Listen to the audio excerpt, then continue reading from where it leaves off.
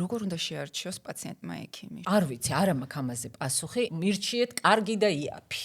კარგი თანამედროვე სტომატოლოგია ვერ იქნება იაფი. პაციენტმა უნდა იცოდეს ეს? ეს არ უნდა უთხრას ექიმმა. რომელი ჯაგრისით უნდა გავიხეხოთ კბილები? მარტივი ჯაგრისი. კვლევებით დადასტურებულია, რომ ელექტროჯაგრისი უკეთ წმინდავს კბილებს. ნამდვილეში ღამე კბილის გამოხეხვა ბევრად მნიშვნელოვანია. დაუშვათ ბავშვმა პეჩენია შეჭამა, ან კოკა-კოლა დალია და უცებ ეუბნებიან, რომ კბილი გამოიხეხე. კატეგორიულად არ შეიძლება. კბილები მაინც გაგყიდის. რატო ჩდება პირის ღრუში კისტა? ეს კისტა არის რაღაცა მოგონილი ტერმინი. ოპა! ხშირად ჩვენი სამუშაოების 80% არის სხვისი დაშვებული შეცდომების გამოსწორება. პაციენტმა გაიკეთა ორთოდონტიულად იმკურნალა ყველაფერი და უბრალოდ კბილები არ შერჩა. საქართველოში ისმევა ისეთი იმპლანტები, რომელიც უბრალოდ არ იგუგლება. მეგობრებო, მოგესალმებით. ეს არის ჩვენი სტომატოლოგიური პოდკასტის რიგით მე-5 ეპიზოდი. და გეტყვით იმას, რომ ჩვენი პოდკასტის მიზანი იყო ყოველთვის და არის სტომატოლოგიაში მწვავე საკითხების წამოწევა, აქტუალურ თოპიკებზე, თემებზე საუბარი. ეს ყველაფერი იმისათვის კეთდება, რომ საბოლოო ჯამში ინფორმირება როგორც პაციენტებში, ასევე პროფესიულ საზოგადოებაში კიდევ უფრო მეტად გაიზარდოს. და სწორედ ამ მიზნისთვის ჩვენ ვეპატიჟებით ძალიან კარგ ექიმებს, პროფესიონალებს ჩვენს პოდკასტში და ჩვენი დღევანდელი სტუმარი არის ექიმი თამარი ყურაშვილი. თამუნაზე გეტყვით ესეთ რაღაცას რა. დაახლოებით 1 თვის წინ შევხვდი მას მისივე კლინიკაში და იდეაში ის დრო, რაც მე მქონდა გათვალისწინებული ამ შეხვედრისთვის, იყო ბევრად უფრო ნაკლები, იმიტომ რომ შეხვედრა გაგრძელდა ბევრად დიდხანს. ვისაუბრეთ ყველაფერზე, მეგობრებო, ვისაუბრეთ განათლებაზე, ვისაუბრეთ ბავშვებზე, კულტურაზე, სტომატოლოგიაზე, რა თქმა უნდა.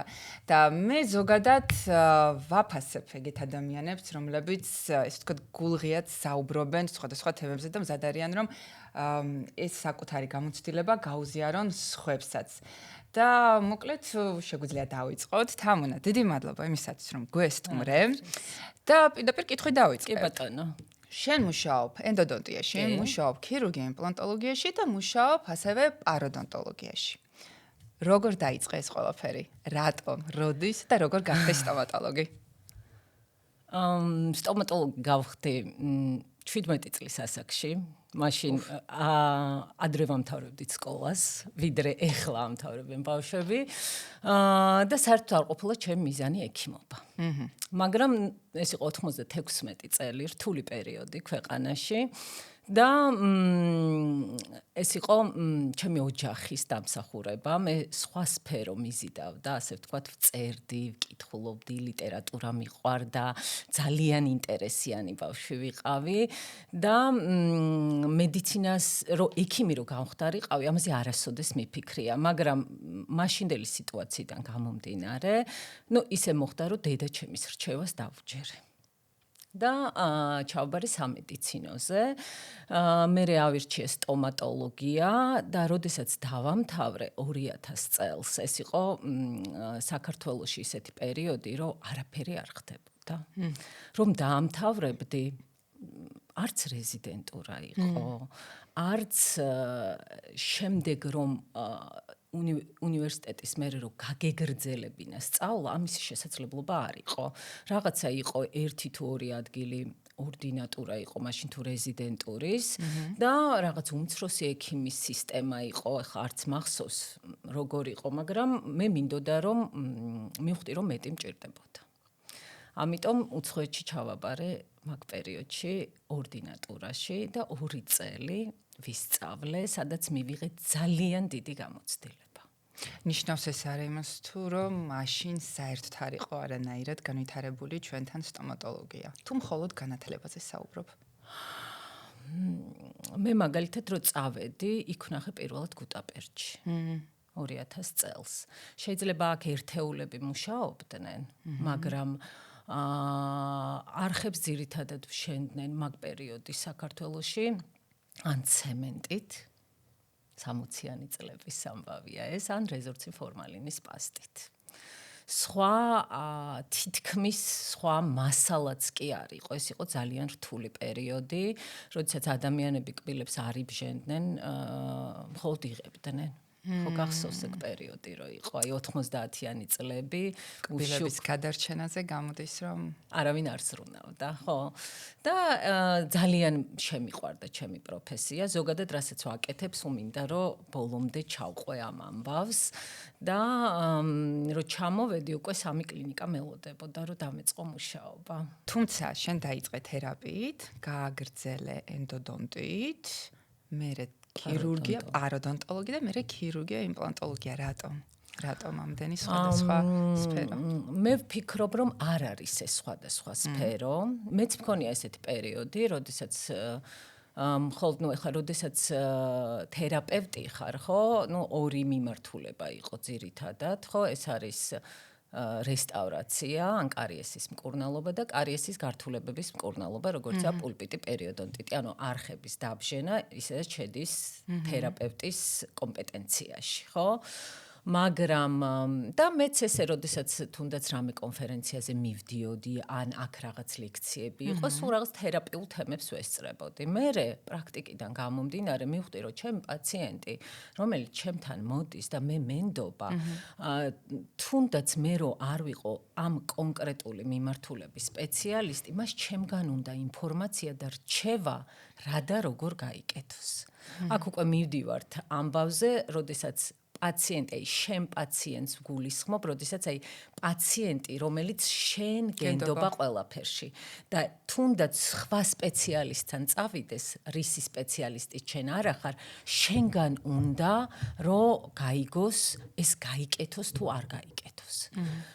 ის ექიმი კი ეუბნება, მაგრამ აი რაღაცა ბეჭედი შენ უნდა დაურტყა ამაზე და ზოგადად რაც უფრო გავიზარდე, მით უფრო მივხვდი და ახლა ახალგაზრდა ექიმებს სულ ვეუბნები ამას, რომ ყველა მიმართულებით მინიმალური ცოდნა უნდა გქონდეს.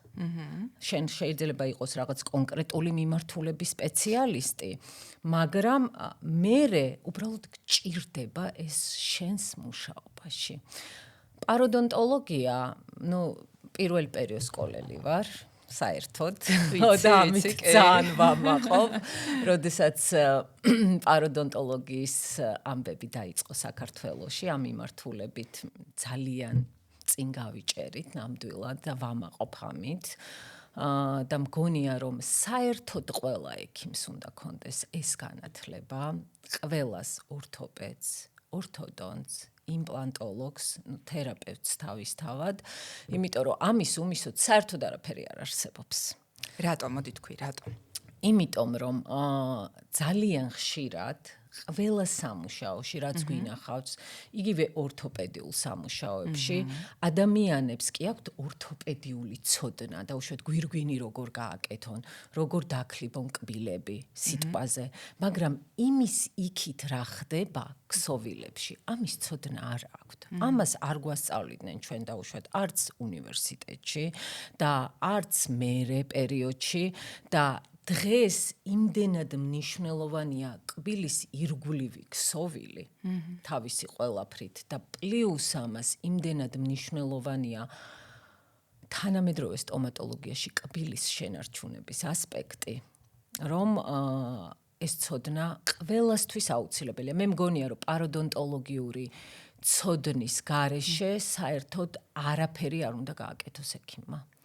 თუმცა მე რამდენადაც ხვდები, დღეს არის ძალიან განვითარებული ამ მიმართულებით პერიოსკოლა, ძალიან ბევრი ადამიანი არის დაინტერესებული და საკმაოდ ამაღლებულია უკვე.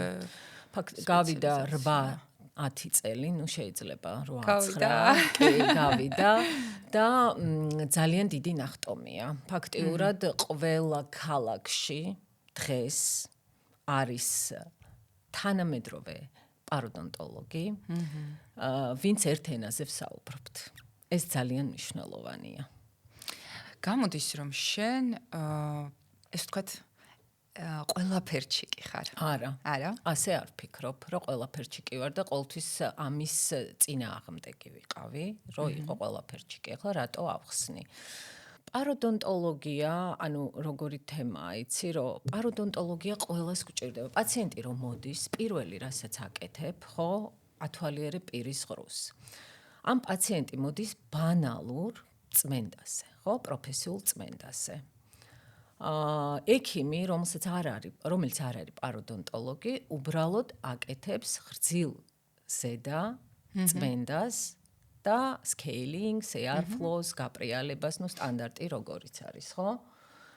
ამ დროს ამ პაციენტს აქვს ჯიბეები, რომელსაც ის ვერ ხედავს, ვერც ხვდება. ვერ ხვდება ალბათ. კი. კი, იმიტომ რომ ეს შეიძლება საერთოდ არ ჩანდეს, არ უკეთებს პირველად დიაგნოსტიკურ დათვალიერებას, შეიძლება ისე დათვალიერებას აკეთებს, მაგრამ დიაგნოსტიკურ დათვალიერებას. აი, აქ კიდე ერთ ასპექტს შემოვიტან, რომ პაციენტი როცა მოდის კლინიკაში, რაღაცა ერთი კბილის სამკურნალოდ სიტყვაზე. მე არასოდეს იმ კბილით არ ვიწყებ არაფერს. კომპლექსურად ძალიან მნიშვნელოვანია. ძალიან მნიშვნელოვანია.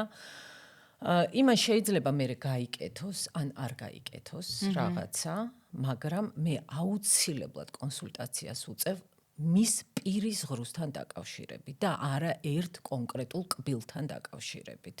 და ვეუბნები, რომ გადავიღებ იქ პანორამულ სურათს, პანორამული სურათი, ეს არის ზოგადი სურათი. ანუ ეს ძალიან ბევრ ექიმს ეშლება ის, რომ აი ამ სურათით მერე ხდება დიაგნოსტირება. სინამდვილეში ეს ასე არ არის. პანორამა ეს არის ზოგადი სურათი, აი რაღაც გადღაბნილი. რომლითაც უბრალოდ ხვდები, სად შეიძლება იყოს პრობლემა. სად აკლია კბილი, სად არის არხი დაბჟენილი და მერე უკვე სად არის რაღაც პაროდონტოლოგიური პრობლემები და მერე უკვე სხვადასხვა დიაგნოსტიკურ თულს ინსტრუმენტებს იყენებ იმისთვის, რომ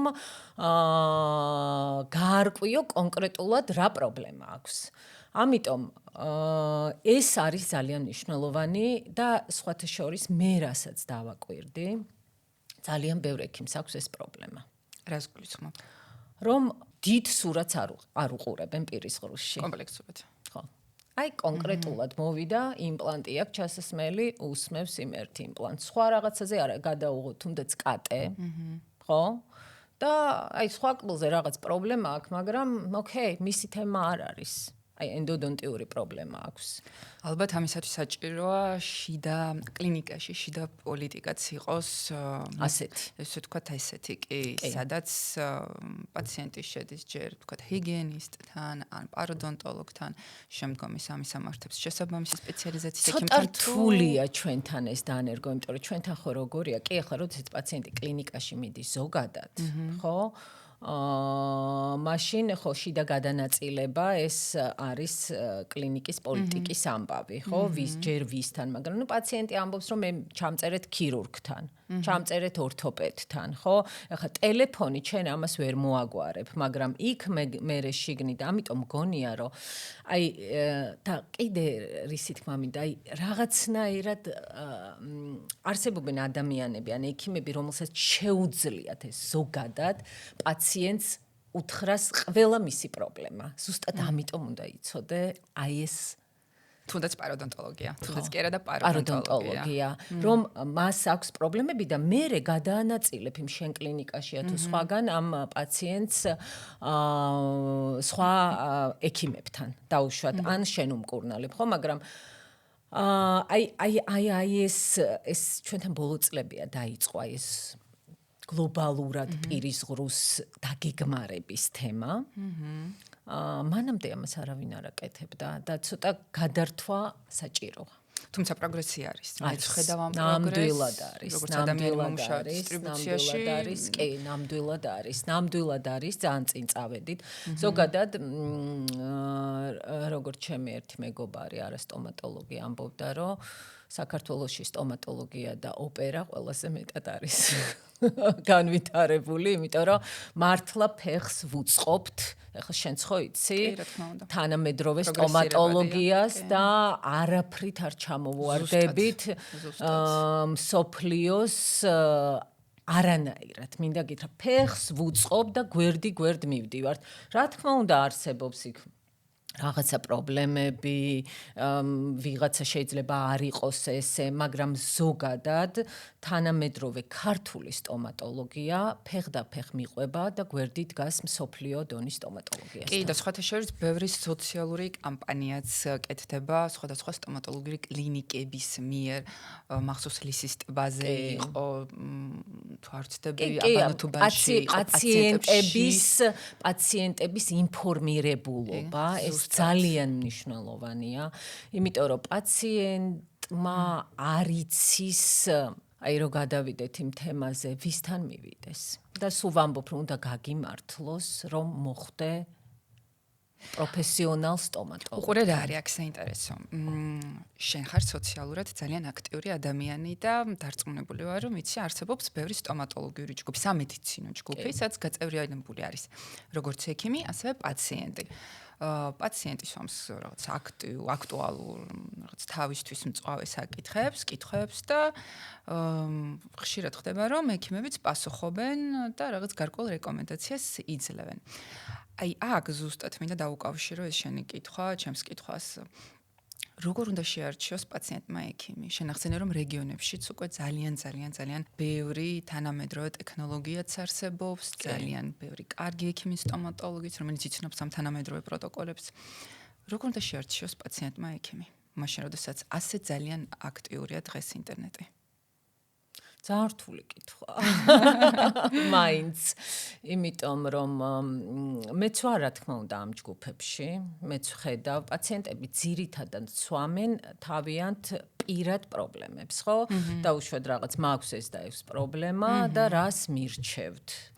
ნუ იქ რასაც ვხედავ მე, თითოეულა პასუხია, ასე ვთქვათ, კონკრეტულ თემაზე და ძირითადად არის კლინიკების დათაგვა.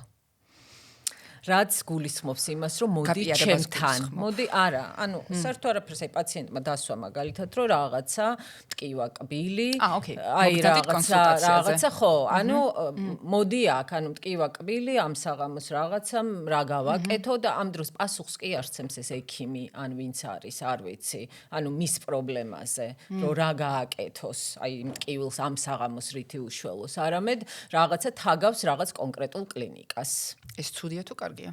ჩემი აზრით ცუდია. და იქნებ რჩევა რეკომენდაცია არ იყოს თქვათ ადეკვატური იმ სიტუაციისა, რაც სიტუაციაც გააჩნია პაციენტს. იქნებ პაციენტსაც არ ესმის, თქვათ რას ტკივა. და ხო და ეს საერთოდ მგონია, რომ შერეული ჯგუფები არ უნდა იყოს. არ ვიცი, არ მაქვს ამაზე პასუხი, იმიტომ რომ მგონია, რომ დღეს რაღაც ინტერნეტის და ChatGPT-ის ეპოქაში, რა ვიცი, რაღაც ჯგუფში, რომელშიც იცი რაღაც ჯგუფებს კი არ ვაკნინებ, ხო ხვდები რას გეუბნებით, ანუ ჯობია რომ იქ კონკრეტულად იკითხო, რა ვიცი, რაღაცა მტკივა, ან ზოგი ამოწმებს ექიმს, მე ეს გამიკეთა და ეს კარგია, სწორია, დაუშვათ. შენმა ექიმმა უკეთ იცით, შენ როდესაც არჩევანს აკეთებ ექიმზე, იმას უნდა ენდო. ეს ძალიან მნიშვნელოვანია. კიდევ სხვა აზრს ეძებენ, იცი? კი, გეთანხმები, რომ სხვა აზრსაც ეძებენ. არ ვიცი, მე მაინც ვარ old school-ი და ექიმს როცა ვეძებ, მაინც ვეძებ რაღაც ექიმთან მოდიხარ და ექიმს ენდობი. ხო, ექიმს ვენდობი და მაინც ვეძებ რაღაც mouse of ამბავით, იმიტომ რომ გავიკითხავ რაღაცა მისი პაციენტები ვინ იყვნენ და აი რაღაცა მე ამით ვეძებ დაუშვათ და რაღაცა ეს ინტერნეტში რაღაცა Instagram ექიმებს რო ეძახიან ასე რაღაც სოფლიოში ცნობილი ტრენდია ეს რომ ესე ქვია Instagram ექიმები რა როდესაც რაღაც Instagram ჯგუფები აქვს და ყველა არის დოქტორ ვიღაცა დოქტორ თეკლა დოქტორ რაღაცა სანდრო დოქტორ რა ვიცი ვიღაცები თამსოფლიოში ეს არ არის ქართული ტრენდი, როდესაც რაღაცა დაამთავრე უნივერსიტეტი დღეს და ხვალ ხარ დოქტორ რაღაცა X-ი. სიტყვაზე ამის საშუალებას კი იძლევა ამის საშუალებას მაგრამ ინტერნეტი კიდე იძლევა იმის საშუალებას რომ ადღაბნოს სინამდვილე. მიხდი და ამიტომ აი აქ არ უნდა დაიკარგო. იმიტომ რომ შენ რომ მიხვალ მე აი ამ ექიმთან, რომელსაც ყავს ბევრი ფოლოვერი, დაუშვათ, რომელსაც ყავს რაღაც кейსები, რომელსაც დებს იქ ნამდვილს, არანამდვილს, ასეც ისეც, რაღაცა გაიკეთებ 24 ან 32 კბილს და 5 წელიწადში ამ შენ კბილებს მერე გამოდის რომ პაციენტმა უნდა შეარჩიოს ექიმი რეფერალით, ანუ ნაცნობობით, გაიკითხოს, როგორ და შეარჩიოს ურჩიეს შენს პაციენტებს და ზოგადად მოსახლეობას როგორ შევარჩიოთ კარგი სტომატოლოგი. რთული კითხვა. მართლა რთული კითხვა. ნუ კლინიკა სტომატოლოგი, რა დღეს უკვე არის ისეთი კლინიკები, ნუ აი ცოტა ხნის წინ ვიტყოდი, რომ რა ვიცი, იყო საქართველოში კლინიკები, სადაც უბრალოდ შესვლა არ შეიძლებოდა სტერილიზაციის და ჰიგიენის თვალსაზრისით, ხო? და დღეს უკვე არის კლინიკები, უმრავლესობა ყოველ შემთხვევაში, სადაც ეს პრობლემა მაინც არის მოგვარებული. ხო? მეორე თემა, ნუ არ ვიცი, მე მაგალითად ცოტა გამიჭირდება რაღაცა, მე რო ვეძებდე ვიღაც ექიმს. აი, შენ რო ეძებდე, არა სტომატოლოგს. და ეძებდე, რა ვიცი, კანის ექიმს, ან ეძებდე გულსისწავლთა სისტემის ექიმს. ინტერნეტით მოძებნი? მე ჯერ დავრეკავ. აი, მეც მასე ვიზამ ზუსტად. მე სანის პრობლემები რო ქონდა, ჩემს სანის რაღაც ჯანმრთელობის წონის პრობლემები, მართლა მსოფლიოში ვეძებდი ექიმებს. ანუ და იქაც კი დამჭირდა, აი, ზარი, დარეკვა, რაღაცა ცუდი გაგებით ან კარგი გაგებით, აი ჩაწყობა, აი ცუდი სიტყვა ვიხმარე, რომ რაღაცა მოხვედრილიყავი და რაღაც პროფესიულ წრეებში მომიწია ამის მოძებნა. კი და ესე იმით რა ქვია, იმან რა кейსები მორჩა. კაი, სტომატოლოგია, ოღონდ ესთეტიური სტომატოლოგია, ხო? შეიძლება თვალით ნახო და მოგეწონოს. დაუშვათ. მაგრამ სხვა მიმართულება პაროდონტოლოგიური მიმართულება, იგივე იმპლანტაცია, ხო იმპლანტაციას ნახავ, ხო ჩასმულია იმპლანტი, ოკეი. ფუნქცია, რას ხედავ? ანუ მარტო ის ხო არ არის, რომ ლამაზ კბილებს ჩაკისვამს, ხო? ანუ რითი არჩევ? აი, ხო, ვიზუალურად ასეთი იყო, ასეთი არის. მდე და შემდეგ კბილები, ხო, ეს ძირითადად ორთოპედების თემაა დაუშვა და ეს შეგიძლია ანახო. მაგრამ იმის იქით კი ლამაზი შეიძლება იყოს, მაგრამ ფუნქცია, არ ვიცი, ხანგრძლივობა ამ სამუშაოში. ხო, ხვდები, ძალიან ბევრი თემაა. გულის ექიმს რა ოპერაცია გააკეთა და რას გაიგებ. ხო, ამიტომ აი ეს ტრენდი, რავი, შეიძლება იყოს, ოკეი, ვიღაცისთვის ნორმალურია, ხო, მე არა ვარ წინააღმდეგი არანაირად ამის, მაგრამ უფრო მეტი დაკვირვება, ან არ უნდა მივიდეს, რომ აი მინდა კბილების გაკეთება და აი რაღაც ყველაზე საშინელი, ეს თირკმელი რო არ გავყიდო და მირჩიეთ უფრო იაფი, ბიუჯეტური, ანუ რაღაც ეს ძალიან ისეთი სიტყვა ის არის, რომელიც ძალიან არ მომწონს, მაგრამ აი რო რაღაც, ანუ მირჩიეთ კარგი და იაფი. ხო, ეს ცალკე საკითხია. სხვათა შორის მოდი დავიწყოთ ამაზეც საუბარი. ითვლება, რომ სტომატოლოგია არის, როგორ გითხრა, ძვირი სიამონება. არის თუ არა ეს სიმართლე? რა სიტყვი? სიმართლეა. რატო არის? ჩვენ ქვეყანაში კიდე მესმის, რომ შეიძლება ეს არ იყოს ადეკვატური რაღაცა ადამიანების შემოსავლების, ხო? რომ ერთი კბილი, რაღაცა და ცოტა პაციენტები ზოგჯერ შოკში ვარდებიან, აი ჯგუფების ამბავში მინახავს ესეთი, რომ აი რაღაცა კბილის დაბჟენა ღირს რაღაცა X თანხა, ხო? სტომატოლოგია არის ძვირი სიამონება, არა მარტო იმით, რომ ეს ექიმი იღებს განათლებას, რომელიც ძვირია. ერთ-ერთი ყველაზე ძვირად ღირებული განათლებაა სტომატოლოგია მთელ მსოფლიოში და ადეკვატურობაში, ქართულ რეალობაში რო წამოიღო, ქართულ რეალობაშიც. იმის გარდა, რომ ექიმი ამთავრებს უნივერსიტეტს და მერე თუნდაც რეზიდენტურას, აი ცოტა რთული გასაგები ალბათ ჩვეულებრივი ადამიანისთვის, მაგრამ თუნდაც შენ რო ხარ მარტო თერაპევტი, რომელსაც გევალება იდეაში სამი მიმართულება, კარიესის მკურნალობა, რესტავრაცია, ენდოდონტია და კარგი ჩავთვალოთ რომ რაღაც ჰიგიენა, რადგან ცალკე ჰიგიენისტი არ არის ჩვენ სფეროში, ხო? ხო? და აი ეს სამი აი ყველგან ცალ-ცალკე გიწევს მინი სწავლებების გავლა, რომ რაღაცა იცოდე. ну გარდა ამისა სტომატოლოგია ძალიან სწრაფად ვითარდება. ხო და ანუ ყურე ყოველ ეს აი ხო ერთხელ ხო გაიარე დაუშვათ ეს რაღაცა მინი რეზიდენტურა დავარქვა თუ არ ვიცი რაღაც ერთკვირიანი სასწავლო ესეთი დატვირთული კურსი სადაც შენ აი კონკრეტულ აი კბილიც ხო რა არის აი კბილის აი უკანა კბილების რესტავრაცია საერთოდ სხვა არის ფრონტალური კბილების რესტავრაცია საერთოდ სხვა არის კარიესი სხვანაირად იბჟინება რესტავრაცია სხვანაირად კეთდება იქ ენდოდონტიაში მილიონი რაღაცა არსებობს მილიონი და იქიდან უნდა აირჩიო და ეს ყველაფერი სულ უნდა ისწავლო ხო, ამიტომ არის თვითონ დარგი ძვირად ღირებული. შენ რო საბოლოოდ გახდე პროფესიონალი, ამისთვის, აი, მგონია რომ სხვა სფეროში, არც ერთ სფეროში ამხელა ინვესტიცია არ არის საჭირო, აი დაფიქრდი თუ გინდა. იმიტომ რომ წელიწადში 2-ჯერ, 3-ჯერ გიწევს რაღაცა თანხის, არაცოტა თანხის ინვესტირება იმაში, რომ შენ სიახლე გაიგო და პრაქტიკულად გააკეთო. კიდე არ არის მარტო რომ წაიკითხო, ან ვიდეოს უყურო, იმიტომ რომ ჩვენ სულ მასტერკლასები გვაქვს, ანუ ხელით მუშაობის ამბავია, ხო? ამიტომ შენით ამას კი წაიკითხავ, მაგრამ რაღაცა არ ვიცი, ფინანსებს წაიკითხავ და ისევ ამბობ რაღაცა ეკონომიკას, არ ვიცი, რაღაცა მედიცინაში, სტომატოლოგიაში, რა თქმა უნდა, მასტერკლასები ვორქშოპები, ამიტომ ეს ძალიან ძვირი ღირს. აი დავიწყოთ აქიდან, რომ სულ რომ მასალებს თავი დავანებოთ, რითაც მერე ამ манипуляციებს ვაკეთებთ. ხო? სწავლება არის ძვირი. აპარატურა კიდე უფრო ძვირი. თანამედროვე აპარატურა, რომლის განახლება გჭირდება მერე. აი ყველა პატარა манипуляციისთვის, აი იმდენი რაღაცაა, რომ რავი, ერთ ოთახში არ ეტევა. აი იმდენი პატარა რაღაცა გჭირდება.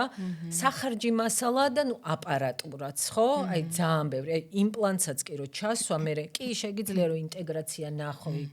კარგია, ცუდია სურათი გადაიღო, მაგრამ ის არსებობს ოსტელის აპარატი. ოსტელის აპარატი, ხო, რომლითაც ნახო, რომელიც ძალიან ძვირი ღირს, რომელიც რეალურად გაჩვენებს სტაბილიზაციას, ინტეგრაციას, რამდენი პროცენტითა, როგორაა გაკეთებული, ხო? ეს ყველაფერი აძვირებს ამ ყველაფერს. და ამიტომ კარგი და თანამედროვე სტომატოლოგია ვერ იქნება იაფი. ვერ იქნება. არ არსებობს ეს. ანუ არ არსებობს, რომ თანამედროვე სტომატოლოგია, სწორი სტომატოლოგია იყოს იაფი. ვერ იქნება, ანუ ობიექტურად. უყურე როგორ რაღაცა, თან ვიძახით, რომ სტომატოლოგია ვერ იქნება იაფი, თან სტომატოლოგების გვეშინია. როგორც წესი, არსებობს ესეთი, არსებობს კი მითი, ალბათ მითიც არ არის, შენ უფრო გეცოდინება, რომ პაციენტებს ეშინიათ სტომატოლოგების. როგორ ფიქრობ, რატომ ეშინიათ? იმიტომ რომ სხვა მოლოდინები აქვთ. თუ არსებობს რაღაც რა შიშს გულისხმობ კივილის შიში ზოგს აი ბუნიკის გაბურღვის ხმის ეშინია ზოგს აქვს მოლოდინები განსაკუთრებით ესთეტიურ სტომატოლოგიაზე როდესაც საუბრობთ გარკვეული მოლოდინები აი როგორ შეგვიძლია რომ ვებრძოლოთ ამით ეს კივილის შიში მაინც მგონია რომ საბჭოთა სტომატოლოგიის გადმონაშთია და ნელ-ნელა უკანა პლანზე მიდის. იმიტომ რომ რა შეიცვალა? ბევრი რამე. რავი, კივილის მართვა თუნდაც. იმიტომ რომ რა ვიცი, საბჭოთა და 90-იან წლებში, რავი, კარიესზე ანესთეზიას არ აკეთებდნენ და პაციენტს უნდა მოეთმინათ კივილი.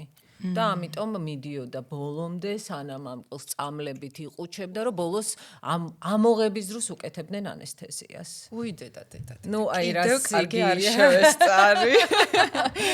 ხო და ამიტომ მიყავდათ ამოღებამდე რომ ნემსი გაეკეთებინათ. არ ვიცი რა ფენომენი იყო, მართლა არ ვიცი, იმიტომ რომ მეც არ მიცხოვრია და მიმუშავია მაგ ეპოქაში, მაგრამ არ ვიცი დარიშხანს ადებდნენ, ეს ტკივილი უნდა მოეთმინა 2 დღე, მერე რაღაც დროებითი ამოყარე.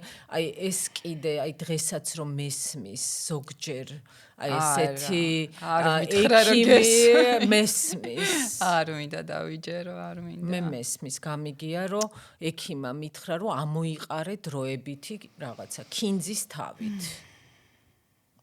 ჩემთვის წარმოუდგენელია და ეს არ უნდა უთხრას ექიმმა პაციენტს, არ ვიცი, მართლა არ შეიძლება ეს, რომ პაციენტმა თავისით რაღაცა გაიკეთოს, უნდა მოვიდეს, თუ იქ რაღაც ისეთია, ეს ერთი. მეორე თანამედროვე დროებითი მასალები უკვე ისეთია, რომ имას უბრალოდ პაციენტი ვერ ამოიყრის. ვერ უნდა ამოიყაროს. ასე ვთქვათ, რითაც არ უნდა იყოს. ხო, ეს ძალიან მნიშვნელოვანია, სხვათა შორის, რასაც აი ამ ასპექტს ძალიან უგულველყოფენ ექიმები, სხვათა შორის. ხარისხიანი მასალა.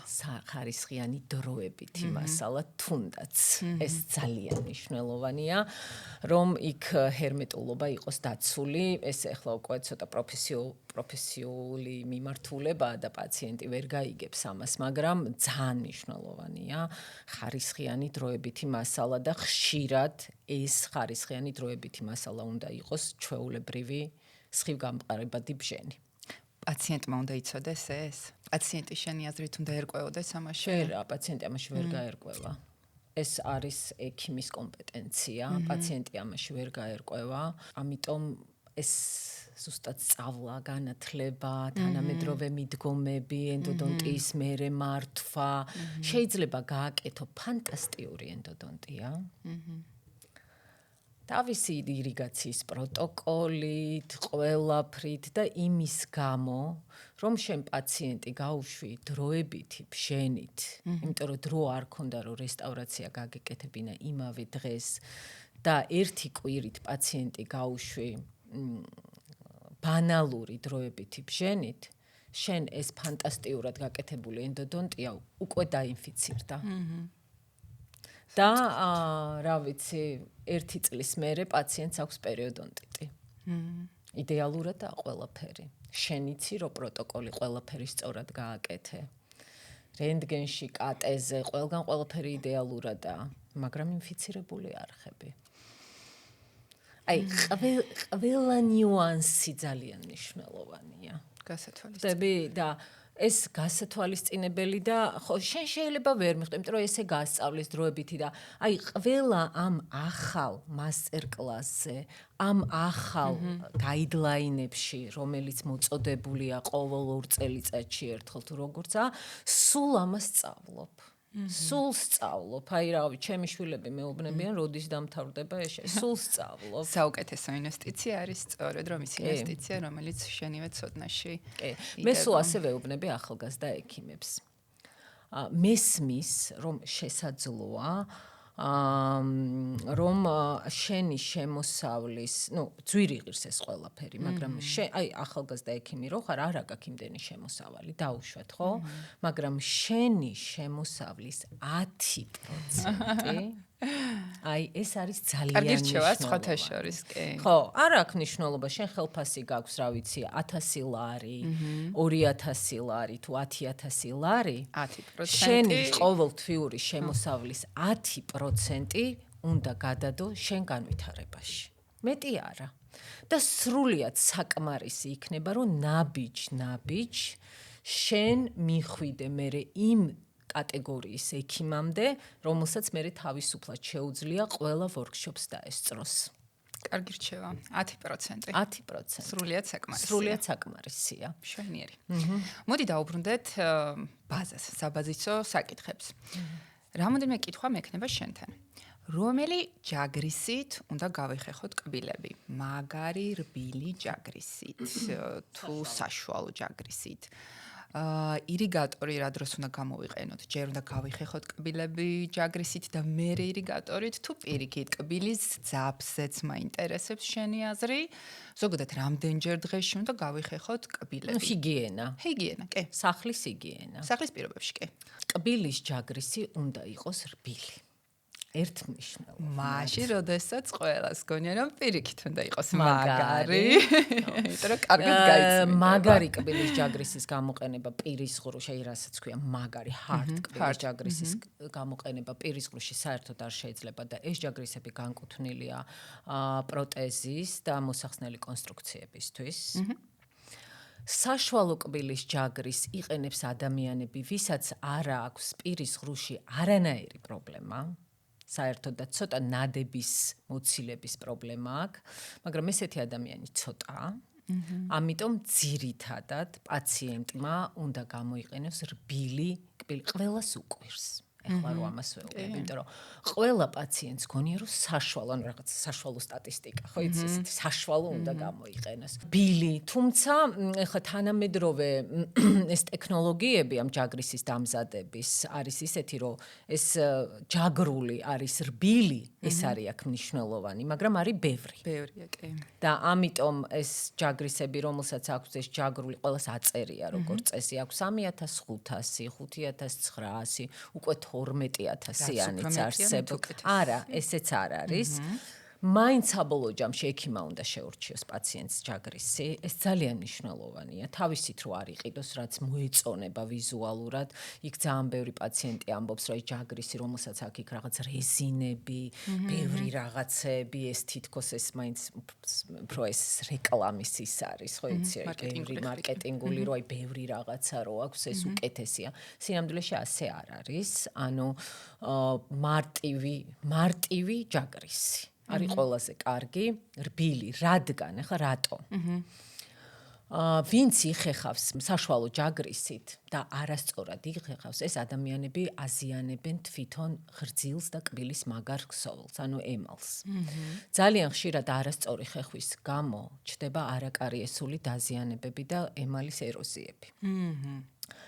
და ძალიან ხშირად პაციენტს აქვს იდეალური ჰიგიენა, მაგრამ ყველა კბილზე აქვს ემალის დეფექტი. იმიტომ რომ არავინ არ ასწავლა როგორ უნდა გაიხეხოს და რითი კბილები. დეფექტი, ეროზია ნიშნავს იმას, რომ გატყდა ხო, ემალის გაცვდა. არასწორი მოძრაობით და მაგარი ზეწოლით, იმიტომ რომ როგორ არის ახლა ზუსტად არ მახსოვს, მაგრამ რაღაცა კილოჯოულით უნდა, რაღაცა ძალით უნდა დავაწვეთ ამ ჯაგრის, რომ გავიხეხოთ. ახლა ამას ხო ვერ განსაზღვრავთ რა ძალით ვაწვევით, ხო ჩვენ ამას. თუმცა პაციენტი როცა მოდის და როცა ამას ვნახულობს, უვეკითხები, აი ჯაგრი შენ რო აგდებ 3 თვის მერე, ხო ძალიან ისეთ თემებში შევდივარ პაციენტისთვის რო საინტერესო იქნება. რო აგდებ 3 თვის მერე, როგორ გამოიყურება ის ჯაგრისი? ისევ ისეთია, როგორიც იყიდე, თუ ცოტა აი ესეთი გადაფლაშულია, ხო? ეს ნიშნავს, რომ დამთავრდა. უკვე ყველაფერს არასწორად აკეთებ. და უკვე იზიანებ ყველაფერს. ღრძილს, კბილს, ყველაფერს, ხო? აქ უნდა გადახვიდე სწორ ხეხვაზე და უნდა გადახვიდე სწორ ჯაგრისზე, რბილზე, ხო? და ამიტომ რბილი ჯაგრისი, ჩემი რეკომენდაცია, ირიგატორს რა თქმა უნდა ვიყენებთ გამოხეხვის შემდეგ. ძალიან მნიშვნელოვანია, რასაც ვასწავლიეს ჩემ პაციენტებს. აი, კიდე რაც ეზარებათ და დრო არ აგვაქვს და ასე შემდეგ და არ იცის პაციენტმა სწორი ჰიგიენა. ამას უნდა ზუსტად რამდენი ხანი? ალბათ 5-დან 7 წუთამდე, რომ აიღო, კლინიკაში უნდა კონდეს ეს ჯაგრისი, ირიგატორი, კბილთა შორისი ჯაგრული და ფლოსი და ყბა პაციენტის და უნდა აჩვენო. ასწავლა. ყველა პაციენტს, ყველა წმენდის მერე, თუნდაც არ ხარ პაროდონტოლოგი, ნუ პაროდონტოლოგმა ყველა ვარიანტში უნდა გააკეთოს ეს, ხო? და პაციენტს უტარებ ჩვეულებრივ წმენდას, ხო? ეუბნები პაციენტს, რომ კბილს აქვს 5 ზედაპირი, ლოყისკენა, ხო, ენისკენა, ქვედაყბაზე საღეჭი ზედაპირი და კბილთა შორისი ზედაპირი. კბილის ჯაგრისით, რომელიც შეიძლება იყოს ჩვეულებრივი და შეიძლება იყოს ელექტრომხოლოდ სამ ზედაპირს იხეხავ. რას აკეთებ კბილთა შორის? და პაციენტი გისმენს. არაფერს.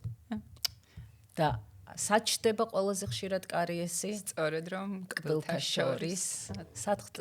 საჩდება ჯიბეები? კბილთა შორის. ზუსტად იმიტომ, რომ ჩვენ თავის დროზე არ გვასწავლეს, როგორ უნდა გავიხეხოთ კბილები. შენ როდესაც იხეხავ კბილებს, ფიქრობ, აი, რომელ ზედაპირს ეხები. აი, ეს გავიხეხე, შიდა გავიხეხე. ეხლა კბილთა შორის გახეხისთვის არსებობს სამი რაღაცა, სულ მეტი უბრალოდ არ არსებობს. ეს არის ფლოსინგი, რომელსაც ასევე არასწორად აკეთებს პაციენტი, იმიტომ რომ ფლოსი გონია, იმიტომ რომ ესეც არავინ არ ასწავლა, რომ შევა, იქით-აქით ამოძრავებს, ღძილს გაიხევს, სისხლი მოზდის და აი სისხლი რომ მოზდის, მერე აღარ მოსწონს ეს და საერთოდ არ აკეთებს. ამ დროს მნიშვნელოვანია რომ კბილი, ანუ რა უნდა გააკეთო ამ ფლოსით, კბილის ზედაპირი გაწმინდო. ხო? ეს არის მნიშვნელოვანი, ანუ მოძრაობა, ან რო ვეუბნებ, ფლოს ვიყენებ, როგორ იყენებ და მაჩვენებს ხელის მოძრაობით. ანუ ფრიქციული მოძრაობა აქვს თუ პირიქით? ხო, ანუ უნდა შეხვიდე, მიაწვე კბილის კედელს და ჩამოხვიდე. ისევ იქ შეხვიდე, მომდევნო კბილს მიაწვე და ჩამოწმინდო. დაუშვათ. ეს ეხება პაციენტებს, რომელსაც საერთოდ არანაირი პრობლემა არ აქვს. და აქვს ჯამრთელი ღრძილი. მაგრამ პაციენტს, რომელსაც არ აქვს ჯამრთელი კბილი, ფლოსინგი ვერაფერს ვერ გაუკეთებს. იმან კბილთა შორისი ჯაგრულები უნდა იხმაროს აუცილებლად. ესეც აუცილებლად ექიმას ზომა, იმიტომ რომ უნდა განსაზღვროს რა ზომა, ის ხო ზომებითაა და წავიდა პაციენტი აფთიაქში იყიდა, რა იცის რა ზომა ჭირდება კბილთა შორის. შეიძლება სხვადასხვა კბილზე სხვადასხვა ზომა ჭირდება. ესეც ექიმა უნდა განუსაზღვროს. და ირიგატორი, რეცხავს კბილთა შორის ადგილებს, მიუწვდომელ ადგილებს და ამაზეც უნდა იფიქროს, სად უნდა გაიკეთოს, როგორ უნდა გაიკეთოს. რა თქმა უნდა, ამას ყველაფერს გამოხეხვის შემდეგ იკეთებს. გამოდის, რომ ირიგატორის შემთხვევაშიც უნდა გამოვიყენოთ ყველაზე რბილი რეჟიმი, ესე გამოდის? იმიტომ რომ როგორც წესი აქვს პულსირებადი, რბილი და ყოველთვის ძლიერი, ანუ ძლიერი ალბათ არა. ძლიერი არა, იმიტომ რომ ჭავლით არც რბილი და პულსირებადი. კი, და რაც შეეხება ელექტროჯაგრისებს, ძალიან ხშირად კითხულობენ ამას პაციენტები, რომელიც ჯობს. კვლევებით დადასტურებულია, რომ ელექტროჯაგრისი უკეთ წმინდავს კბილებს, მაგრამ იქაც მნიშვნელოვანია როგორ ვიწმინდავთ. ელექტროჯაგრისიც არის სხვადასხვანაირი, აი არის შედარებით იაფასიანი და არის ძვირი, არაბიუჯეტური, რომელიც საკმაოდ ძვირი ღირს, რომელსაც აქვს სხვადასხვა რეჟიმები, ზუსტად აი ზეწოლის რეჟიმი, რასაც ჩვენ რო ვერ საზღვრავთ, დროის რეჟიმი, რომ მინიმუმ 2 წუთი უნდა გაიხეხო კბილები, ხო? და გატყობინებს, როდის გაჩერდე. ასევე მოძრაობა ძალიან მნიშვნელოვანია, როგორც მგვალი მოძრაობა, ასევე მეორე მოძრაობა ჯაგრისის, იმიტომ რომ თუ შენ არასწორად იხეხავ, პრინციპული მნიშვნელობა არ აქვს ელექტროჯაგრის გამოიყენებ თუ ხელის ჯაგრის. არ არის ელექტროჯაგრისი უფრო სწრაფი. არა, ეს მითია. ანუ ამიტომ ის დრო 2 წუთი მაინც გჭირდება, გინდა ელექტროჯაგრისი იყოს და გინდა ხელის ჯაგრისთან, იმასაც 3 თვეში ერთხელ თავები უნდა გამოუცვალო, ხო? ამიტომ უფრო ძვირია და თუ ვიღაცას აქვს ამის შესაძლებლობა, რომ კარგი ელექტროჯაგრისი კონდეს, რომელსაც ასევე 3 თვეში ერთხელ ძვირადღირებულ თავს გამოუცვლის. კი ბატონო. ანუ გაიდლაინი, კი რა და რეკომენდაცია შენი, როგორც ექიმის სტომატოლოგის არის ის, რომ 3 თვეში ერთხელ უნდა შეიცვალოს ჯაგრისი. კი. რა თქმა უნდა, ეს მინიმალური არის, 3 თვეში ერთხელ რომ უნდა შეიცვალოს ჯაგრისი და თუ იქ შუალედში მოხდა კბილების წმენდა, თუ რამე მიკროოპერაცია მოხდა, ან რაღაცა მაშინ იცვლება. კი. კბილები როდის უნდა გავიხეხოთ? ჭამამდე თუ ჭამის მერე? მაგალითად დილით ვისაუზმეთ და მერე გავიხეხოთ თუ პირიქით, როცა გავიხეხოთ. აქ მნიშვნელოვანი ყოველთვის არის, რომ ღამე გამოვიხეხოთ კბილები. ძილის წინ. ძილის წინ. აქამდე მივდივართ, რომ ესეც რაღაც კულტურის ნაწილია ჩვენი, რომ ღამე ჩვენ ჩვენი ბავშვობა და ჩვენი მშობლები არ იხეხავდნენ კბილის, მარტო დილას ვიხეხავდით. არ გვასწავლიდნენ ამას, რომ ღამეც არის მნიშვნელოვანი კბილის გამოხეხვა, ამიტომ მაღალ თაობას ცოტა ვერ ვერგებულობენ ამის, რომ ღამე მნიშვნელოვანია. სინამდვილეში ღამე კბილის გამოხეხვა ბევრად მნიშვნელოვანია. იმიტომ რომ ღამე, როდესაც ნერწყვი ნაკლებად გამოიყოფა, სალივაცია ნაკლებია, ბაქტერიები უფრო მეტად მრავლდება და თუ ის არ არის გამოხეხილი და პირის ღრუ სუფთა არ არის, იქ ეს ბაქტერიები თავიანთ საქმეს აკეთებენ კარგად და იქ რო დახვდებათ რაღაცეები, იმის თანთქმას რო იწყებენ, თან აზიანებენ ყველაფერს, ხო? მერე დილას ჭამამდე თუ ჭამის შემდეგ ორივე შეიძლება. არც ერთი არ არის შეცდომა. ვიღაცა ჭამამდე იხეხავს, თუმცა ჭამის შემდეგ გამოხეხვა აქვს თავისი წესი.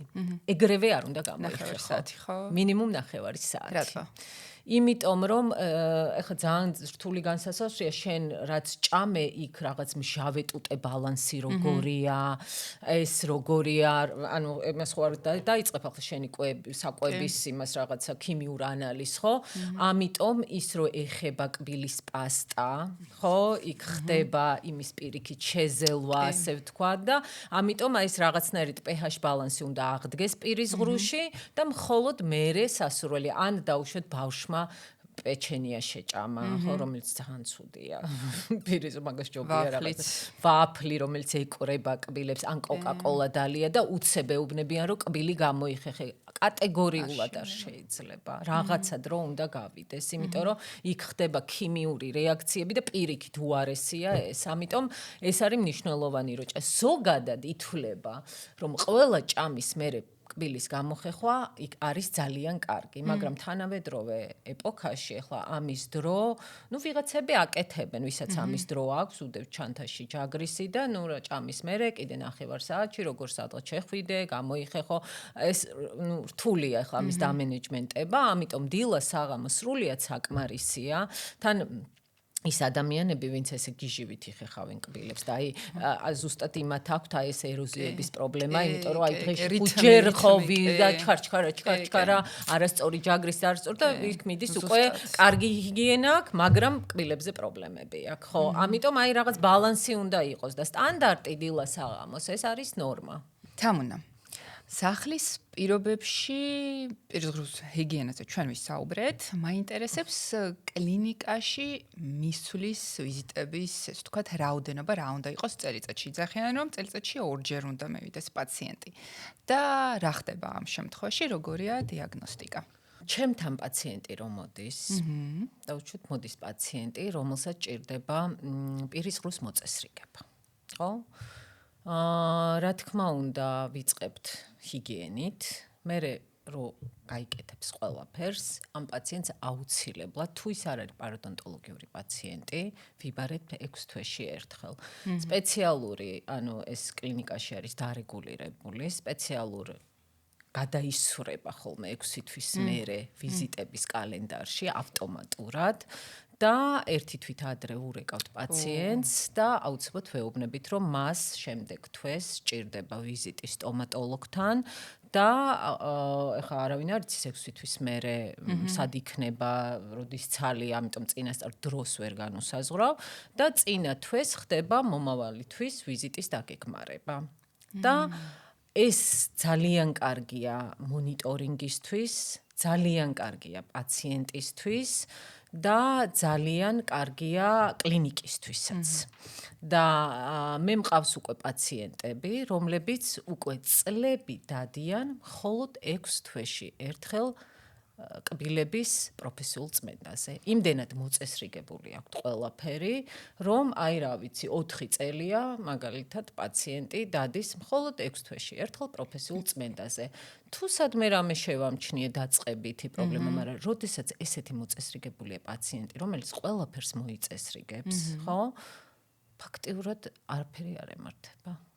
თუმცა რა ხარჯებთან შეიძლება იყოს დაკავშირებული ესეთი თქვათ ვიზიტები? ეს არის კონსულტაცია, ეს არის წმენდა დიდი ალბათობით, ალბათ პანორამა ან 3D-ს გადაღება და თუ პაციენტს აქვს რაღაცა გაკეთებული, რომლის მონიტორინგიც ასევე გჭირდება, მაშინ ვაკეთებთ ამ სურათებს, მაგრამ თუ ვიცი 6 თვის წინ გადაღებული მაქვს, ან თუ იქ რაღაც არხებში ქონდა რაღაცა პრობლემა და მჭირდება აუცილებლად შემდეგ სურათის გაკეთება, რომ ვაკონტროლო ეს, მაშინ აუცილებლად ამას გავაკეთებ. კი, რა თქმა უნდა, ხარჯებთან არის დაკავშირებული, როდესაც მოდის, იწმინდავს, იქ თუ რამე სურათის გადაღება ჭირდება, სხვა სადიაგნოსტიკო ინსტრუმენტები ჭირდება. და ის ამისთვის მზად არის. მან იცის, რომ ეს უფრო საბოლოოდ მერე იაფი დაუჯდება, თუ მარტო კარიესი აქვს ამ ვიზიტზე და ნუ რა ვიცი, შეიძლება რაღაც მეხუთე წელს შეიძლება რაღაც პატარა კარიესი აღმოვაჩინოთ, რომელსაც დაუბჟენთ და იქნება ყველაზე იაფი ეს მისი ვიზიტი. რა თქმა უნდა, პრევენცია და ეს არის ყველაზე დიდი პრობლემა ჩვენ ქვეყანაში, პრევენციული სტომატოლოგია, რომელიც არ გვაქვს, არ არის და მე ვცდილობ, რომ ჩემთან დავნერგო ეს, იმიტომ რომ როცა პაციენტი მოდის, ყველაფერს ვუწერ, რა ჭირდება, რამდენი კბილზე აქვს კარიესი, რამდენი კბილზე აქვს დაუშვათ პულპიტი ახლა მწვავეა ძირითადად, მაგრამ რაღაც არხებში პრობლემა, ენდოდონტია რამდენი კბილში ჭირდება, იქ სად აკლია კბილი და შეიძლება იმ წუთას ამ პაციენტმა ეს არ გაიკეთოს, მაგრამ მისი მკურნალობის გეგმა როცა არსებობს, ხო, ის პაციენტი ცდილობს მესმის, რომ შეიძლება ამ წუთას ძვირი იყოს, მაგრამ რაღაც ნახევარწელში დაგეგმავს, რომ ეს გაიკეთოს. შემდეგ ნახევარწელში დაგეგმავს, რომ ეს გაიკეთოს და რომ იცის პაციენტმა, რომ ეს გასაკეთებელი აქვს, მიყვება ამ გეგმას. ამიტომ არის მნიშვნელოვანი, რომ პაციენტი რომ მოვა, შენ უთხრა ყველაფერი, რაც მას ჩვენ არ ვართ კბილის ექიმი. ჩვენ ვართ სტომატოლოგები და ჩვენ ვართ პირის ღრუს ექიმები, ამიტომ რაც პირის ღრუს ეხება, ყველაფერი გვეხება ჩვენ. ამიტომ პაციენტი, როდესაც მოდის და შენ მუცლის ღრუს ეხოსკოპიას უკეთებ, ხო? მუცლის ღრუში რაც არის, ყველაფერზე ინფორმაცია უნდა მიაწოდო. და არა მარტო ერთ რაღაცა ნახველზე, სიტყვაზე, ხო, ან ღვიძლზე. ამიტომ ძალიან მნიშვნელოვანია, რომ ჩვენ პაციენტი იყოს ინფორმირებული, როდესაც იმიტომ რომ ის სხვა ექიმთან ვერ წავა. ხო? ის მოდის შენთან. და შენ რო ერთ კბილს უკეთებ და რაღაც გვერდზე კბილზე შეიძლება კონდეს რაღაც დიდი ზომის რაღაცა პერიაპიკალური პრობლემა, რა ვიცი, იქ რო რამე სერიოზული პრობლემა შექმნის, მე გეტყვის რატო არ მითხარი? მე ხო ვიყავი შენთან. აი ამისათვის საჭიროა კომპლექსური მიდგომა, განათლება. მე არ არსებობს, რომ პაციენტს მთლიანად არ ჩაუტარო მის პრობლემაზე ინფორმირებული არ გავხადო. ანუ აუცილებლად უნდა იყოს პაციენტი ინფორმირებული იმაზე, რა აქვს მას პირის ღრუში, რა პრობლემები აქვს. ამ ყველა პრობლემას ვეუბნები და მე ერთად საზღვრავთ დაგეგმარებას, როგორ ვაკეთებთ. კი, რამდენი ყოფილა, რომ ჯერ რაღაც თერაპიულად მოვაგვაროთ, ან ქირურგია გავაკეთოთ, მე იმპლანტაცია გავაკეთოთ, მე ორთოპედია გავაკეთოთ და ესეა, ეს სწორია, ხო, შეიძლება არ აქვს პაციენტს იმის შესაძლებლობა, რომ ყველაფერი ერთ თვეს გაიკეთოს. ამიტომ უნდა კონდეს გეგმა. ინფორმირება. ჯერ ინფორმირება და მერე გეგმა და თუ უნდა ეცოდინება, რა ვიცი, თუ აქ არ გაიკეთა, სხვაგან გაიკეთებს. ოკეი. სხვათა შორის ძალიან მომწონს ეს მიდგომა, როდესაც როგორც მითხარი, დაახლოებით 5 თვეში ურეკავთ პაციენტს და ეუბნებით, რომ აი ვთქვათ 1 თვეში სასურველია რომ მოხვიდეთ. ძალიან უხარიათ წინასწარ ეუბნებით, აუ რა კაია, რომ გამახსენებ და ძალიან ბედნიერები არიან, რომ ურეკავთ, აი მართლა ძალიან ბედნიერები. ან რომ წერთ ამ რომ გადავისვრით ამ 6 თვის შემდეგ სიაში, ხო?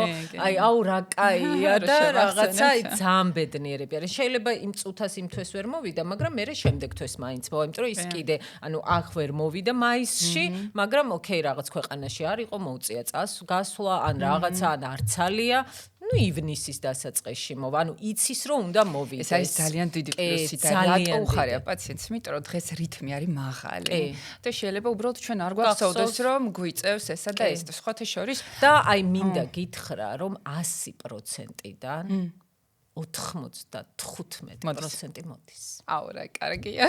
კი, აი მაქვს მაგის მონიტორინგი გაკეთებული და ამ ყველა ზარიდან 95% მოდის. და სხვათა შორის აი ამ სწრაფ, ესე ვთქვათ, რითმებთან დაკავშირებით ხშირად ასოცირდება ბრუქსიზმის პრობლემა, იმიტომ რომ დღეს საკმაოდ დიდი სტრესია, კი. ზოგადად სოფლიო არის ძალიან ისეთი რითმული, ჩვენი საქართველოც საკმაოდ რითმულია და დილიდან საღამომდე მოკლედ სტრესი, დეპრესია და ასე შემდეგ გაისახება შემდეგ ბრუქსიზმზე. როგორ ფიქრობ, არა რა არის, მოდი დავიწყოთ იმით, რა არის ბრუქსიზმი და შენი აზრით საჭიროებს თორე ეგეთი პაციენტი ნევროლოგთან კონსულტაციას? ბრუქსიზმი ეს არის ძირითადად ღამის საათებში, ანუ ძილის დროს კბილების კრაჭუნი, ხო, ეს ბანალურად პაციენტისთვის გასაგებ ენაზე რო ავხსნათ, რომელსაც პაციენტი თვითონ შეიგრძნობს იმით, რომ როდესაც გაიღვიძებს, მაშინ დაჭიმული აქვს კუნთები, მიდის ცვეთა კბილების და პარტნიორი ესმის. კიდე ხო, როდესაც ვეკითხებით ეს პაციენტს, რომ აი თქვენ ოთახში ვინც არის, იმას ღამე თუ უთქვამს, რომ კბილებს აკრაჭუნებ, ხო? ნუ ჯერ დიაგნოსტირება, რომ ეს არის ბრუქსიზმი. მიზეზი რა არის? სტრესი. ზუსტად ეს რიტმი ცხოვრების, არასწორი თანკბილვა, შესაძლოა იყოს და კუნთების დაჭიმულობა. ხო? ამის მკურნალობას რაც შეეხება, თუ იქ არის ორთოდონტიული პრობლემები, ორთოდონტიულად უნდა მოგვარდეს ეს. ნაიდგარდები, ანუ ღამის კაპები, ხო, რომ ეს სხვათა შორის ჩემს შვილსაც ჰქონდა და ისეთი შოკი მივიღე, რომ დავინახე, რომ ნახევარწელში როგორ გაცვდა ეს კაპა. ხო, ანუ აი თითქოს ხო რა არის ეს რას მიზამს კაპა, რაღაცა, მაგრამ ძალიან იცავს. და ძალიან მნიშვნელოვანია ამ დროს კომუნიკაცია სტომატოლოგთან და სწორი მართვა ამ ბრუქსიზმის.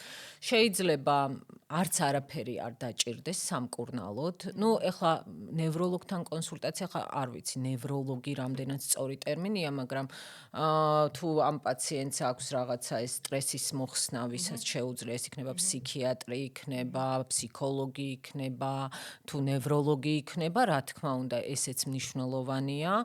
იქ რაღაცა პრეპარატების მიღება, თუ მას ესჭირდება მისი ცხოვრების სტილიდან და სხვა პრობლემებიდან გამომდინარე და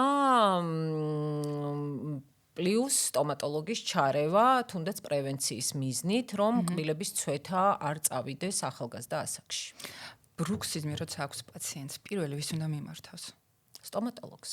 და შემდგომ სტომატოლოგი უკვე განსაზღვრავს ეს განსაზღვრავს ნევროლოგი ჭირდება თუ არა, რომ დაელაპარაკება აქვს თუ არა სტრესი, დეპრესია, რაღაცა ემოციური ტალღები, პრობლემები, ხო, მაშინ ეხლა როგორც წესი თვითონ პაციენტებმაც იციან, როცა ესეთი პრობლემები აქვს და შენც უდასტურებ, რომ მას ჭირდება სხვა სპეციალისტი. კი. და შენი აზრით ზოგადად ყველას ჭირდება ღამის კაპა თუ არა? არა, არ ვფიქრობ, რომ ყველას ჭირდება ღამის კაპა. ხო, რატო ჭირდება ყველას ღამის კაპა? არა. თუმცა, უყურე როგორი ამბავია, თუ შენ გაქვს კბილების რესტავრაცია გაკეთებული, განსაკუთრებით ფრონტალურ კბილებზე, თუ შენ გაქვს რაღაცა კონსტრუქციები გაკეთებული, სასურველია, რომ ღამის კაპა იხმარო. იმისათვის რომ თუნდაც აი რაღაც მიკრო ღამის მოძრაობები, ზოგჯერ პაციენტი არის, რომ აი არაფერი არ მიჭამია, გავიღვიძე და მოტეხილი მქონდა. ხო, ამდენს რო იმკურნალებ და ხო, ამიტომ ღამის კაპა, როდესაც ბევრი ბჟენი გაქვს, ასე ვთქვათ, რესტავრაციები გაკეთებული, რა თქმა უნდა, სასურველია. კი. ჩვენ საუბრობთ საკმაოდ ისეთ მაღალი რისკის მატარებელ დაავადებებზე, როგორც ახლა ბრუქსიზმი არის. და საუბრობთ ასევე მაღალ რითმებზე რა. და კითხვა მაქვს anti-age სტომატოლოგიასთან დაკავშირებით, იმიტომ რომ მე როგორც ხვდები ეს საკითხი სულ უფრო და უფრო აქტუალური ხდება ჩვენთან და რა არის anti-age სტომატოლოგია და როგორ ხდება კოსმეტოლოგის და სტომატოლოგის კოლაბორაცია ამ მიმართულებით? ეს anti-age სტომატოლოგია არის შედარებით თანამედროვე მიდგომა, ვერ ვიტყვი რომ რაღაც თანამედროვე დარგი ან რაღაცა მიდგომა პაციენტის მკურნალობის საკითხში, ანუ რას გულისხმობს ეს? აი 40-50 წლის ზემოთ, ანუ სულ ჩემ პაციენტებსაც სულ მაგას ვეუბნები, რომ კბილებიც ბერდება. სამწუხაროდ, რაც არ უნდა ჩვენ ახალგაზრდულად გამოვიყურებოდეთ, გავიკეთოთ კოსმეტოლოგთან მილიონი რაღაცა გამახალგაზრდავებელი ინექცია, პროცედურა, თუ კბილებსაც არ შევავლეთ ხელი, სხვადასხვა მიდგომაა მანდაც, ხო, მინიმალურიდან დაწყებული, რადიკალურით დამთავრებული, კბილები მაინც გაგყიდის. იმიტომ რომ როგორც წესი იწყება უკვე პათოლოგიური ცვეთა, ასაკობრივი და არა პათოლოგიური ცვეთა, არამედ ასაკობრივი ცვეთა, ანუ კბილები მოკლდება, იცვლის ფერს, ყვითლდება, ჩდება ბზარები და ამიტომ კბილს ეტყობა ხო რომ აიღო მაგალითად აი გვისწავლიან გვინახია ახალგაზრდა კბილი და ასაკოვანი ჯამრთელი კბილი, ორივე ჯამრთელი რო იყოს, ისინი რადიკალურად განსხვავდება ერთმანეთისგან და anti-age სტომატოლოგია ზუსტად გულისხმობს, რომ ეს კბილები, ასე ვთქვათ, გაახალგაზრდავ. როგორ? სხვადასხვანაირად. ვინირებით? მინიმალურად შესაძლოა კიდის დაგრძელებით, იმიტომ რომ გაცვეთილი კბილები ერთი ზომის ხდება, მოკლდება, ხო? და რა არის ოქროს სტანდარტი კბილების? ხო, კბილთა წყობის ოქროს სტანდარტი. წინა ორი კბილი ოდნავ გრძელი, მერე ოდნავ პატარა, მერე ლამაზი ეშვი, ასევე გრძელი და აი ეს არის ოქროს სტანდარტი, ხო, რითაც ხდება კბილების აღდგენა, რესტავრაცია და ლამაზი კბილები, როგორიც აქვს ბუნებრივად ლამაზი კბილები ადამიანს. და რაღაც ასაკის მერე ეს ასე არ არის. ხო, რაღაცა კბილები ყველა არის ერთი ზომა, გაცვეთილი, გაყვითლებული, ფერშეცვლილი, შეიძლება დგომა შეცვლილი, გადაადგილებული, ოდნავ მარჯვნივ, ოდნავ მარცხნივ, იქ პაროდონტის პრობლემების გამო. და ხდება ამ კბილების გაახალგაზრდავება. როგორ? ხდება მარტივად დაუშვათ კომპოზიტური ვინირებით, ხო? ამის გაკეთება თუ ფერი აკმაყოფილებს პაციენტს, მხოლოდ კიდის დაგრძელება მინიმალური ინვაზიის ტექნიკით. და პლუს ამას ხდება, რაღაც ტოტალური ვინირება, ან ტოტალური თუ აკლია კბილები, უკვე იქ ჩართულია, თუ კბილები აკლია, იქ ძვალი მოკლდება, ხო, როგორც არის და ეს ასაკოვანი სახე, რაც გულისხმობს ქვედა მესამედის დამოკლებას, ასე ვთქვათ, ხო? ანუ ხო არის სტანდარტი ეს სახე სამ ნაწილად იყოფა, ზედა, შუა და ქვედა და ქვედა ნაწილის დამოკლება სიბერის ნიშანია. და როდესაც კბილები გაკლია, ხო, განსაკუთრებით საღეჭი კბილები, მერე ის უფრო მეტად იცვითება კიდე წინა კბილები და გაახალგაზრდავება გულისხმობს, ზუსტად შეიძლება, აი მე მყოლია ესეთი და მინახავს ეს პაციენტი, როცა პაციენტს აკლია კბილი, ახალგაზრდა შედარებით, ჩვენი ასაკის დაახლოებით, მაგრამ იმის გამო, რომ აქვს პირის ღრუს პრობლემა, იქ რაღაცა აკლია, რაღაცა ბევრი ხანია აკლია, ძველი გვირგვინია, რომელსაც უკვე პრობლემა აქვს, იქ რაღაცა მოტეხილი აქვს, გამოიყურება რაღაც კონკრეტულად რაღაცნაირად, ხო, აი ესე, რაღაც. ამ პაციენტს, როცა გაიკეთა რეაბილიტაცია, იქ უკვე რეაბილიტაცია მიდის, როცა იქ იმპლანტოლოგიიდან დაწყებული ორთოპედი დამთავრებული, კბილთამწყრივის აღდგენა გჭირდება, თანკბილის გამოსწორება გიზრდება, ადამიანი არის -10 წელი. უკვე. ისე რომ არანაირი სხვა ინექციური საშუალებები, კოსმეტოლოგიური საშუალებები არ დაჭირდა. იმიტომ რომ გაუსწორდა ცხვირტუჩის ნაოჭი, გაუსწორდა აი აქ ეს ნიკაპის ღარი, რაღაცა კბილები რო ჩაისვა, სახე აეწია მაღლა და ადამიანი უკეც გაახალგაზრდა. აი ეს არის anti-age სტომატოლოგია, როდესაც გარე სხვა ჩარევების გარეშე კბილთა მწკრივის აღდგენა, რეაბილიტაცია იწვევს შენს გაახალგაზრდებას. თუმცა დღეს აი ამას არ ვიცი, დადებითად უყურებ იდეაში, ძალიან ბევრმა სტომატოლოგმა გადაწყვიტა, რომ კოსმეტოლოგიურ საქმესაც მიჰყოს ხელი, ასე ვთქვათ. არ ვიცი რატომ, მაგრამ ოკეი, კი და არიან სტომატოლოგები, რომლებიც რაღაცა სინერგიაში ერთობლივად აკეთებენ ამას, რომ აი კბილებსაც რო გაუკეთებენ, იქ რაღაცა ცოტა ფილერს გაუკეთებენ, ან ტუჩის ისა, ტუჩის თემა კიდე იმაზე დამავიწყდა ბრუქსიზმზე, ახლა კოსმეტოლოგიაზე რო წავედი, იქ არის კიდე ბრუქსიზმის დროს ერთ-ერთი სამკურნალო თემა არის ბოტოქსის გაკეთება. ხო. სახსარზე, რომ იქ კუნთის დაჭიმულობა შემცირდეს, მოიხსნას, ხო და ამიტომ ხო ესეც არის კოსმეტოლოგის, ანუ ოღონ ისეთი ექიმი კოსმეტოლოგის კომპეტენცია, რომ სწორად გააკეთეს.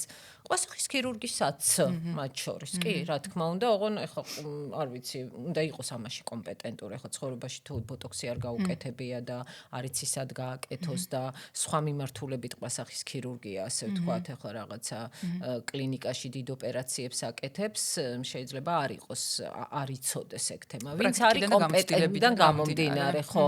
ამიტომ დამავიწყდა, რომ ბრუქსისთან ეს მეთქვა მკურნალობის ერთ-ერთი მნიშვნელოვანი და ძალიან შველი სხვათა შორის ეს მეთოდი, რომ კუნთის მოდუნება მოხდეს და აი ამ კოსმეტოლოგთან მიმართებაში აკეთებენ იქ შესაძლოა, როდესაც არის ღრძილოვანი ღიმილი. მაგ დროს ძალიან მნიშვნელოვანია ტუჩის კორექცია, ხო?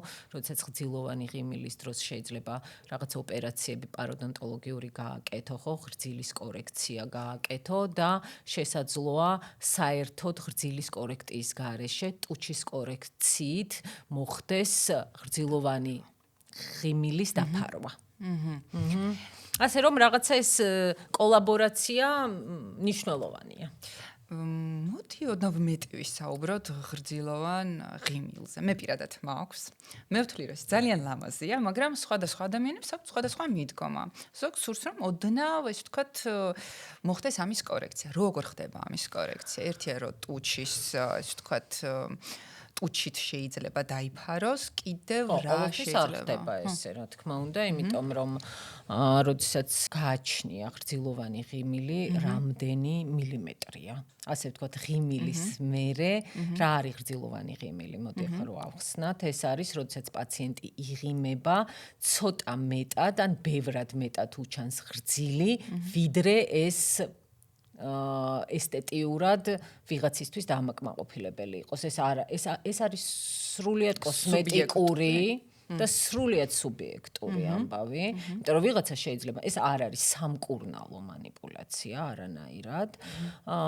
იმიტომ რომ ეს არ ვნებს თუ ეს არ არის თუ არ არის იქ მიკროამოჭრა ან რაღაცა სხვა პრობლემები, რომელიც პაროდონ შეიძლება უქმნიდეს პრობლემას, ეს სრულიად ესთეტიკური თემაა.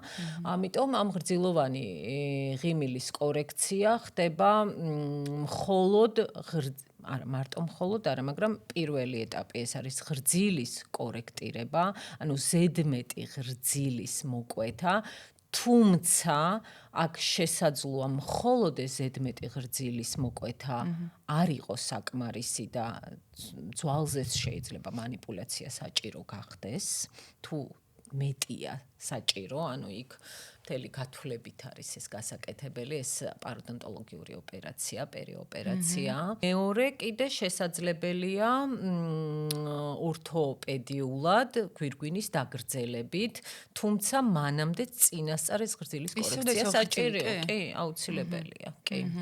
და შეიძლება მე ორთოპედიული ჩარევა საერთოდ არ გახდეს საჭირო და მხოლოდ გრძილის კორექციით ღიმილი მეტად გალამაზდეს.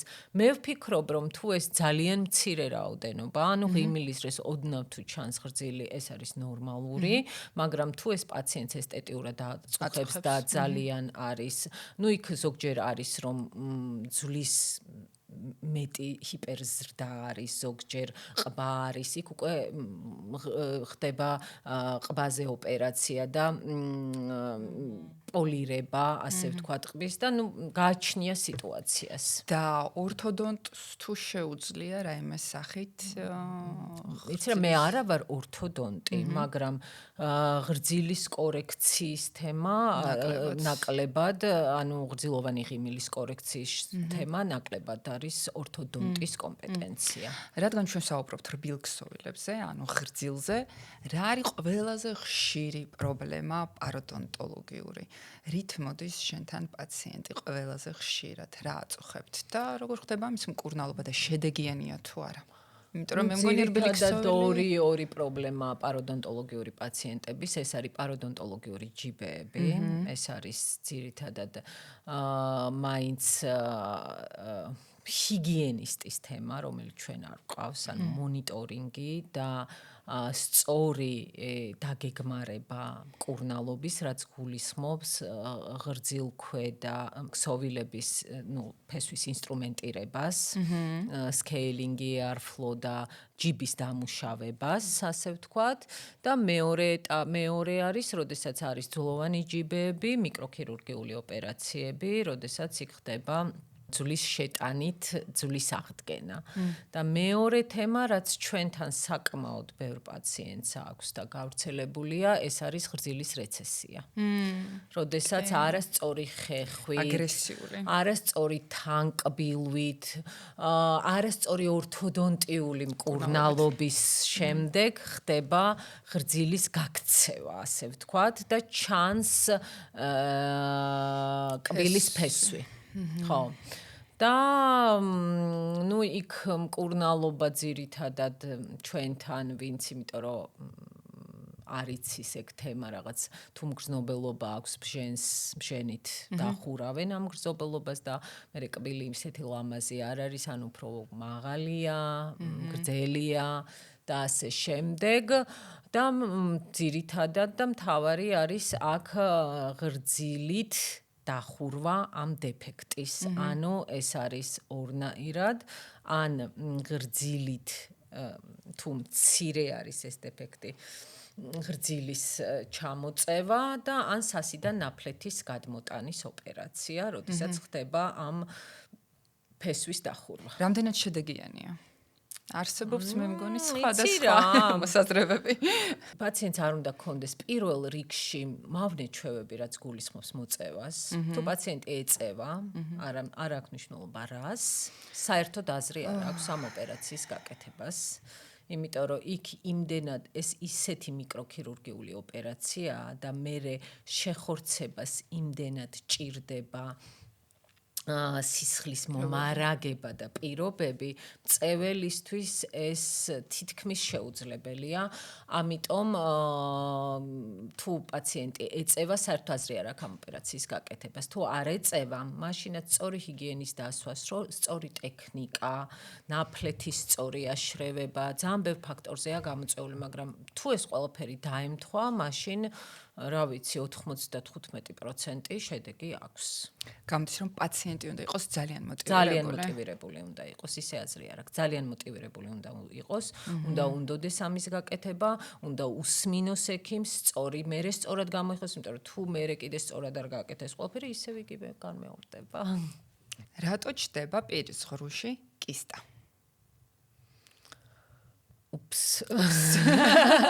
და როგორ ვუმკურნალოთ? ესეც რაღაცა, ეს კისტა არის რაღაცა მოგონილი ტერმინი. ოპა. და საინტერესოა. იმიტომ რომ იქ კისტა, გრანულომა, სხვა ქსოვილია, ამას ჩვენ ვერ განსაზღვრავთ. ეს ლაბორატორიამ უნდა განსაზღვროს, უნდა მოხდეს მისი, ასე ვთქვათ, დათესვა, რა არის. უბრალოდ პაციენტს ვეუბნები თუ არის აი რაღაც მგონია რომ პაციენტმა რომ უკეთ გაიგოს და ცოტა რომ შეაშინონ თუ არ ვიცი მე არასდროს არ ვეუბნები რომ კისტა აქვს პაციენტს ვეუბნები რომ პერიაპიკალურად აქვს რაღაცა პროცესი ხო რომელიც შესაძლოა იყოს კისტა შესაძლოა იყოს გრანულომა მაგრამ საერთოდ არ აქვს პრინციპული მნიშვნელობა რა აქვს რა მნიშვნელობა აქვს ჩვენ მაინც უნდა ვუმკურნალოთ კურნალობის მეთოდები არ განსხვავდება არანაირად არ განსხვავდება ჩვენი მიზანი არის რომ აქ უკვე ენდოდონტიაზე ვსაუბრობთ ხო და როცა ენდოდონტიაზე ვსაუბრობთ იქ თუ ეს არ არის რაღაცა გიგანტური რაღაცა პრობლემა, სადაც ყასახის ქირურგი უნდა ჩაერთოს და სადაც იქ რაღაცა ონკოლოგია და ასე შემდეგ, ეგ სხვა თემაა, მაგრამ ბანალური პერიაპიკალური ანთებითი პროცესის დროს ხდება არხის დამუშავება, როგორც, რა ვიცი, გაიდლაინი მოითხოვს, გასულა ბოლომდე, მისულა პროცესამდე იქ ირიგაციის პროტოკოლის დაცვა და ბიოკერამიკით დაფშენა. ეს არის თანამედროვე პროტოკოლი, რაც მოითხოვს პერიაპიკალური ანთებითი პროცესების დროს მკურნალობას. არსებობს რაიმე სახის პრევენცია? რა თქმა უნდა, პრევენცია არის სწორ თავის დროზე შესაძლოა იქ ტრამვის შედეგად მოხდეს, ახლა ეს პრევენცია რაღაც ბევრი მიზეზის გამო შეიძლება მოხდეს. შესაძლოა მოხდეს მიკროტრამვების გამო, როცა ორთოდონტიული მკურნალობა არასწორად მიდის, ხო, იმიტომ რომ როდესაც იქ ზედმეტად ხდება გადაადგილება, ანუ ბევრ სწრაფად ხდება გადაადგილება კბილის ერთი ადგილიდან ეს მიკროტრამვების შედეგად, ან არა მიკროტრამვების შედეგად და აი ტკივილის შედეგად დაუშვათ, ხო, ორთოდონტიული მკურნალობის როცა ზედმეტი ზეწოლა ხდება კბილზე. კი. ტრამვების შედეგად და ყველაზე ხშირად ეს პერიაპიკალური ანთებითი პროცესები არის არასწორად დაბჟენილი არხების გამო, რაც არის ყველაზე დიდი პრობლემა ყველგან. არასწორად დაბჟენილი არხები. და ხშირად ჩვენი სამუშაოების 80% არის სხვისი დაშვებული შეცდომების გამოსწორება. ვიაროთ 6 თვეში ერთხელ ექიმ სტომატოლოგთან. ეს იქნება ყველაზე კარგი. კი, ეს ყველაზე კაია, რომ არხები არ ხო იცი როგორც არის, რომ შენ თუ ხარ 21 საუკუნის ადამიანი, არც ერთი ენდოდონტიურად დაბჟენილი კბილი არ უნდა გქონდეს. ანუ თუ კბილი გაკლია ხარ საერთოდ რა ვიცი მე-20 საუკუნის 20-იანი წლების ან მე-19 საუკუნის ადამიანი თუ ენდოდონტიურად დაბჟენილი კბილი ერთი მაინც გახარ მე-20 საუკუნის ადამიანი და 21 საუკუნეში ადამიანს თანამედროვე სტომატოლოგიის პირობებში არც ერთი არხი არ უნდა გქონდეს დაბჟენილი. შენ რა სიტყვით ჩვენ სად ვართ? მოდი ესე ვთქვათ, პროგრესი არის, ნამდვილად არის პროგრესი. კი, ნამდვილად არის პროგრესი და სწორი პროტოკოლები და სწორი გაიდლაინები ეს არის მთავარი და რომ იცოდეს სტომატოლოგმა რა უნდა გააკეთოს სწორად. დაწყებული იზოლაციის პროტოკოლებიდან დამთავრებული დროებითი ან არადროებითი რესტავრაციით. აი ეს არის ძალიან მნიშვნელოვანი. ჩვენ იზოლაციაზე აუცილებლად ვისაუბრებთ, თუმცა მანამდე კიდევ ერთი ვთქვათ მწვავე თემას მინდა რომ შევეხოთ. ეს არის კვება. თითქოს ვიცით რომ აი ვთქვათ ბევრი შაქარი არ შეიძლება. ეს ვთქვათ ვიცით რომ მარტივი ნახშირწყლები სასურველია მე მგონი დღის პირველ ნახევარში მივირთვათ, მაგრამ მოდი საბოლოო ჯამში კბილთან არ არის კავშირში, ეს უკვე შენი წონის კორექციასთან არის კავშირში და მარტივი ნახშირწყლები არ აქვს მნიშვნელობა, როდის მიიღებ ხო კბილისთვის არ აქვს მნიშვნელობა. მოდი რაღაც პროტოკოლი ვთქვათ, რაღაც მარტივად შევაჯამოთ, თუნდაც აი ისევ და ისევ შაქართან დაკავშირებით ან შაქარი ახლა რაღაცა ყველამ ვიცით რომ შაქარი ზოგადად არ არის კარგი და პირის ღრუსთვისაც არ არის კარგი და მაქსიმალურად უნდა ეცადო რომ ბავშვმა მაქსიმალურად გვიან აღმოაჩინოს საერთოდ კბილეულობა, ხო? ეს ძალიან მნიშვნელოვანია, სხვათა შორის მე არა ვარ ბავშვთა ესეთი გამოხატულად ბავშვთა ექიმი, მაგრამ ამ მხრივ ძალიან ცუდი მდგომარეობაა ჩვენ ქვეყანაში, იმიტომ რომ აი სარძევე კბილების კარიესები და მე კარიესი როგორც წესი პულპიტში ამ პერიოდონტში გადადის, ეს არის ერთი დიდი პრობლემა და მეორე დიდი პრობლემა კიდე ამ მიმართულებით არის ამ სარძევე კბილების სწორი მკურნალობა. რაც აი ხო სტომატოლოგია ძალიან წინ არის წასული ჩვენ ქვეყანაში და ბავშვთა სტომატოლოგიაზე ამას ნაკლებად ვიტყვით. იმიტომ რომ პრევენცია ბავშვთა სტომატოლოგია პირველ რიგში, თავისი ეს საწოვარები, ბოთლის კარიესები, ასე ვთქვათ, როდესაც სარძევე კბილებზე ეს ხდება, იქ რაღაცა ტკბილი რაღაცების მიცემა, რომელიც შეიცავს შაქარს, რაღაც ჩაები, რომელიც ძალიან ცუდია კბილებისთვის და ეს პედიატრების თემაც არის, რა თქმა უნდა. და კვებას რაც შეეხება მაგარი საჭმელი არის ძალიან მნიშვნელოვანი, იმიტომ რომ ეს არის ბუნებრივი გამწმენდი, ვაშლის ჩაკბეჭა, სტაფილოს ღეჭვა, ეს ბუნებრივად წმენს კბილებს. და ეს ძალიან მნიშვნელოვანი, აი ეს რბილი ბავშვებს რო აძლევენ, აი დაბლენდერებულს და რბილ საჭმელს დიდი ხნის განმავლობაში, ეს ძალიან ცუდია კბილებისთვის. ეს კუნთებთან არის დაკავშირებული, ატროფირებულ ყველაფერთან არის დაკავშირებული. ამიტომ მაქსიმალურად უნდა ვეცადოთ პირველი კბილის ამოჭრისთანავე უკვე ეს ახლა თანამედროვე მიდგომა ცოტა რთულია მშობლისთვის, მაგრამ აი ეს ბავშვი ხელში რო იჭერს ამ რაღაცა ხილს, ბოსტნეულს და თვითონ რო იდევს არა კოვზით, არამედ აი თვითონ კი ყველაფერს სვრის იქ, მაგრამ ეს ძალიან კარგია და ძალიან მნიშვნელოვანია და მაქსიმალურად ღეჭვის ფუნქციის გაზრდა ადრეულ ასაკში. ანუ არა ყლაპვა, არამედ ღეჭვა. ეს არის ძალიან მნიშვნელოვანი. ეს არ გამოიწვევს პირიქით სტრესს, ბრუქსიზმს. არა, ადამიანი იმისთვის არ უღეჭოს. ოკეი. ანუ ეგ ბრუქსიზმი და ამბები ეს მერე უკვე დიდობაში და მანამდე ღეჭვა ძალიან მნიშვნელოვანია კუნთების განვითარებისთვის, ყბასახის, ანუ ყბის ანატომიის ჩამოყალიბებისთვის, აი მერე რო არის რომ იქ ვიწრო ზედაყბა, ორთოდონტი რო ჭირდება, ყბის გაგანიერება, გაფართოვება და ასე შემდეგ, ეს ზუსტად აი ხო ვითომ არაფერი, მაგრამ ზუსტად აი 1 წლამდე ასაკის თემაა, 2 წლამდე ასაკის თემა, იმიტომ რომ იქ მშობელმა რაღაცები არასწორად გააკეთა. კი და ბავშვი არის პატარა ადამიანი. რა თქმა უნდა. ბავშვიც მშობლებმა ზოგჯერ, ასე ვთქვათ, გვავიწყდება ის, რომ ბავშვიც უნდა მივიყვანოთ წელიწადში 2 ჯერ სტომატოლოგთან. აუცილებლად. და კიდე რა არის ძალიან მნიშვნელოვანი, რომ ჰიგიენა ვასწავლოთ ბავშვს. აი მაგალითად სანი, რომელიც ჩემი 5 წლისა, ისე არ დაწვება, რომ დაგვავიწყდეს, რომ კბილები არ გამოიხებას. ანუ ჩვევა.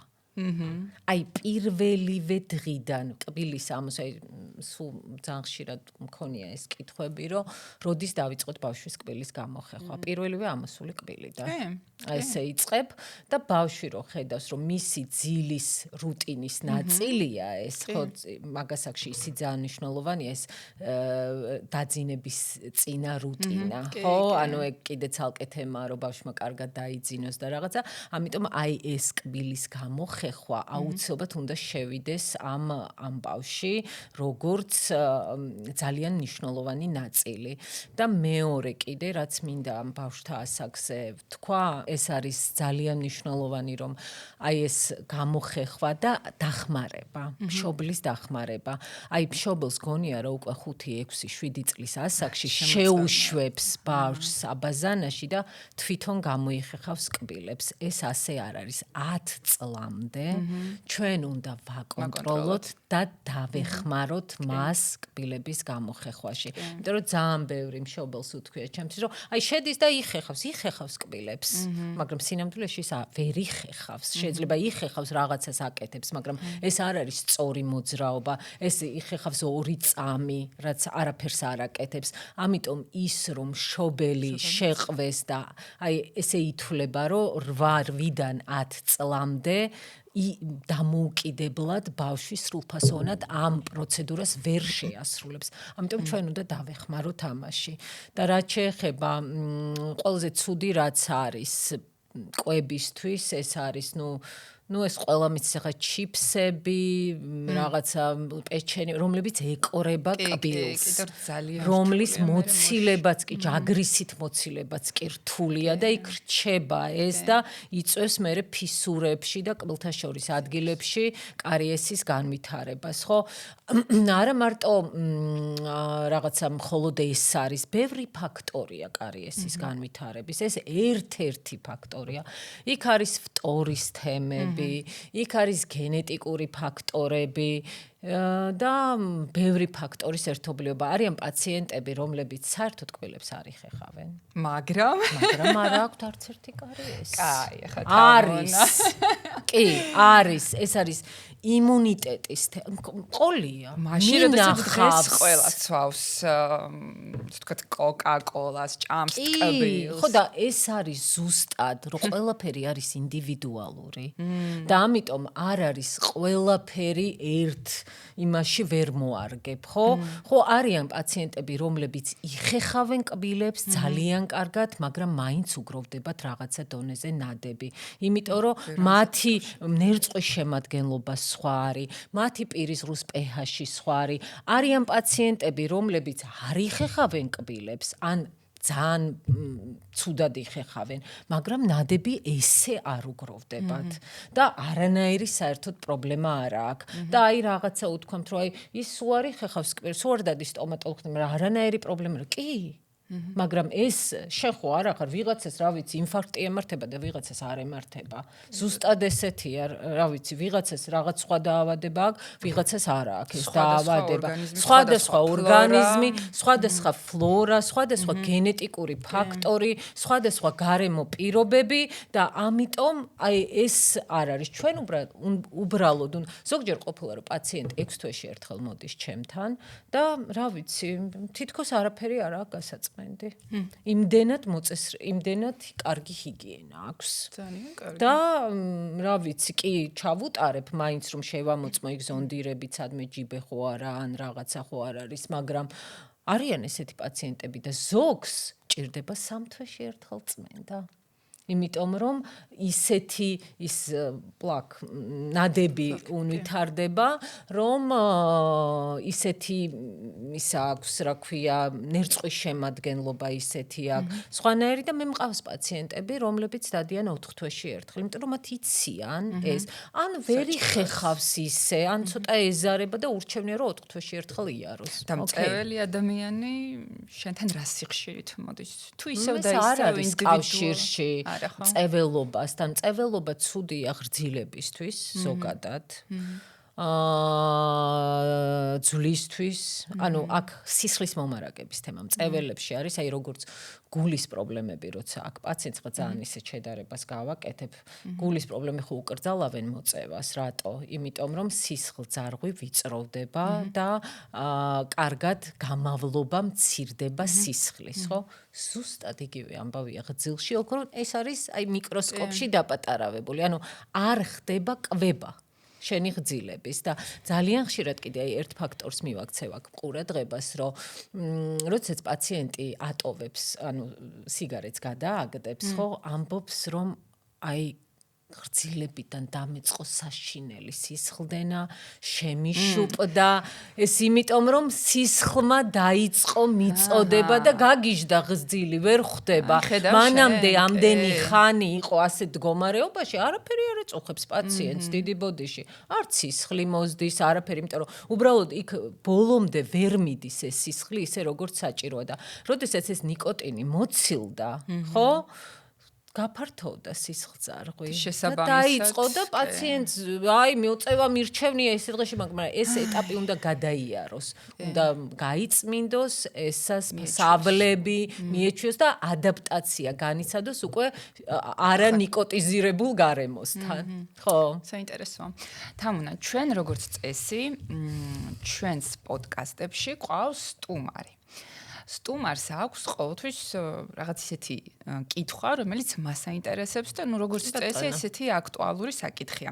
დღევანდელი ჩვენი სტუმარი არის ინგუბო კუჩავა და მე მინდა მოგასმენინო ვიდეო და გაგვცე პასუხი ამ კითხვაზე. ბატონო, მოდი ჩავთოთ. თამუნაიქიმა მოგესალმებით, ჩემი სახელია ინდა, მე აქტიურად გადავნებთ თვალ სოციალურ ქსელში და მინდა დიდი პატივისცემა გამოვხატოთ თქვენ საქმიანობისადმი. მე როგორც პაციენტმა, რომელსაც ჩავიტარე და დავასრულე ორთოდონტიული მკურნალობა, მაქვს შემდეგი კითხვა. იმპლანტაციის დაგეგმვისთვის არის თუ არა აუცილებელი ტოტალური თერაპიული მკურნალობა? მადლობა.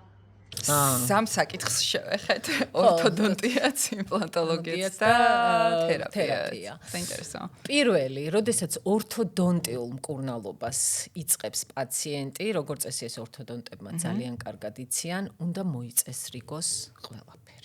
ანუ იქ არ უნდა იყოს არანაირი ინფექციის წყარო, ეს იქნება კარიესი თუ სხვა რაღაცა პერიოდონტალური პრობლემები.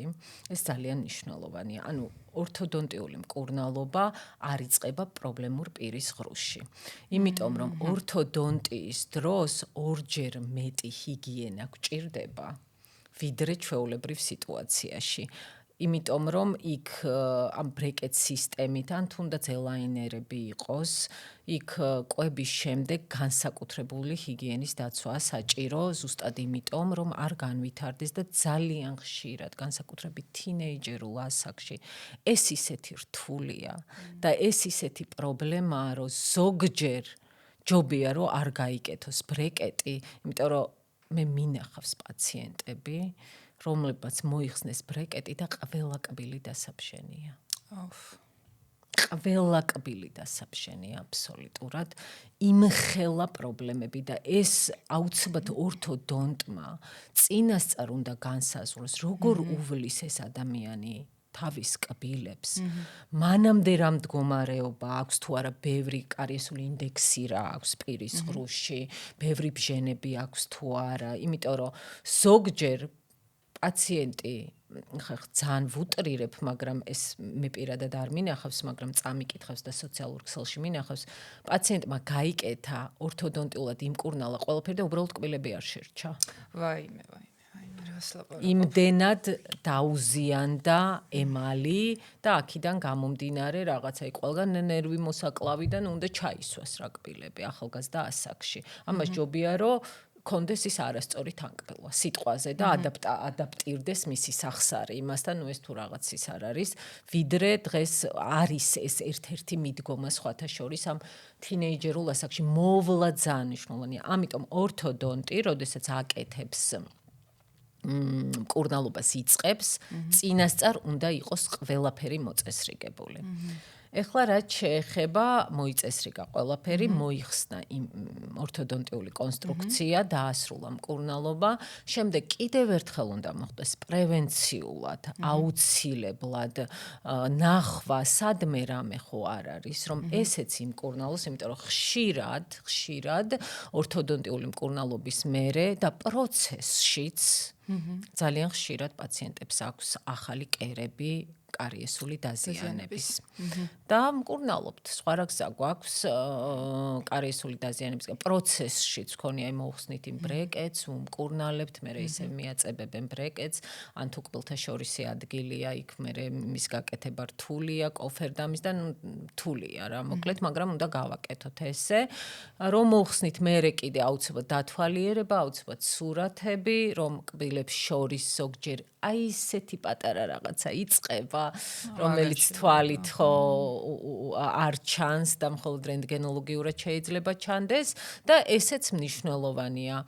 და ბოლოს მერე გაიკეთებს ამ იმპლანტს. ზოგჯერ არის რომ უკვე ორთოდონტმა გაწია ის არე, სადაც იმპლანტი უნდა გაიკეთოს, სივრცე შექმნა იმპლანტისთვის, მაგრამ ჯერ არ აქვს მოხსნილი კონსტრუქცია. ამ დროსაც ეს დაგეგმარების პროცესია, ანუ ერთობლივად როდის გადაწყვეტ, შესაძლებელია პროცესშიც გაკეთდეს იმპლანტი.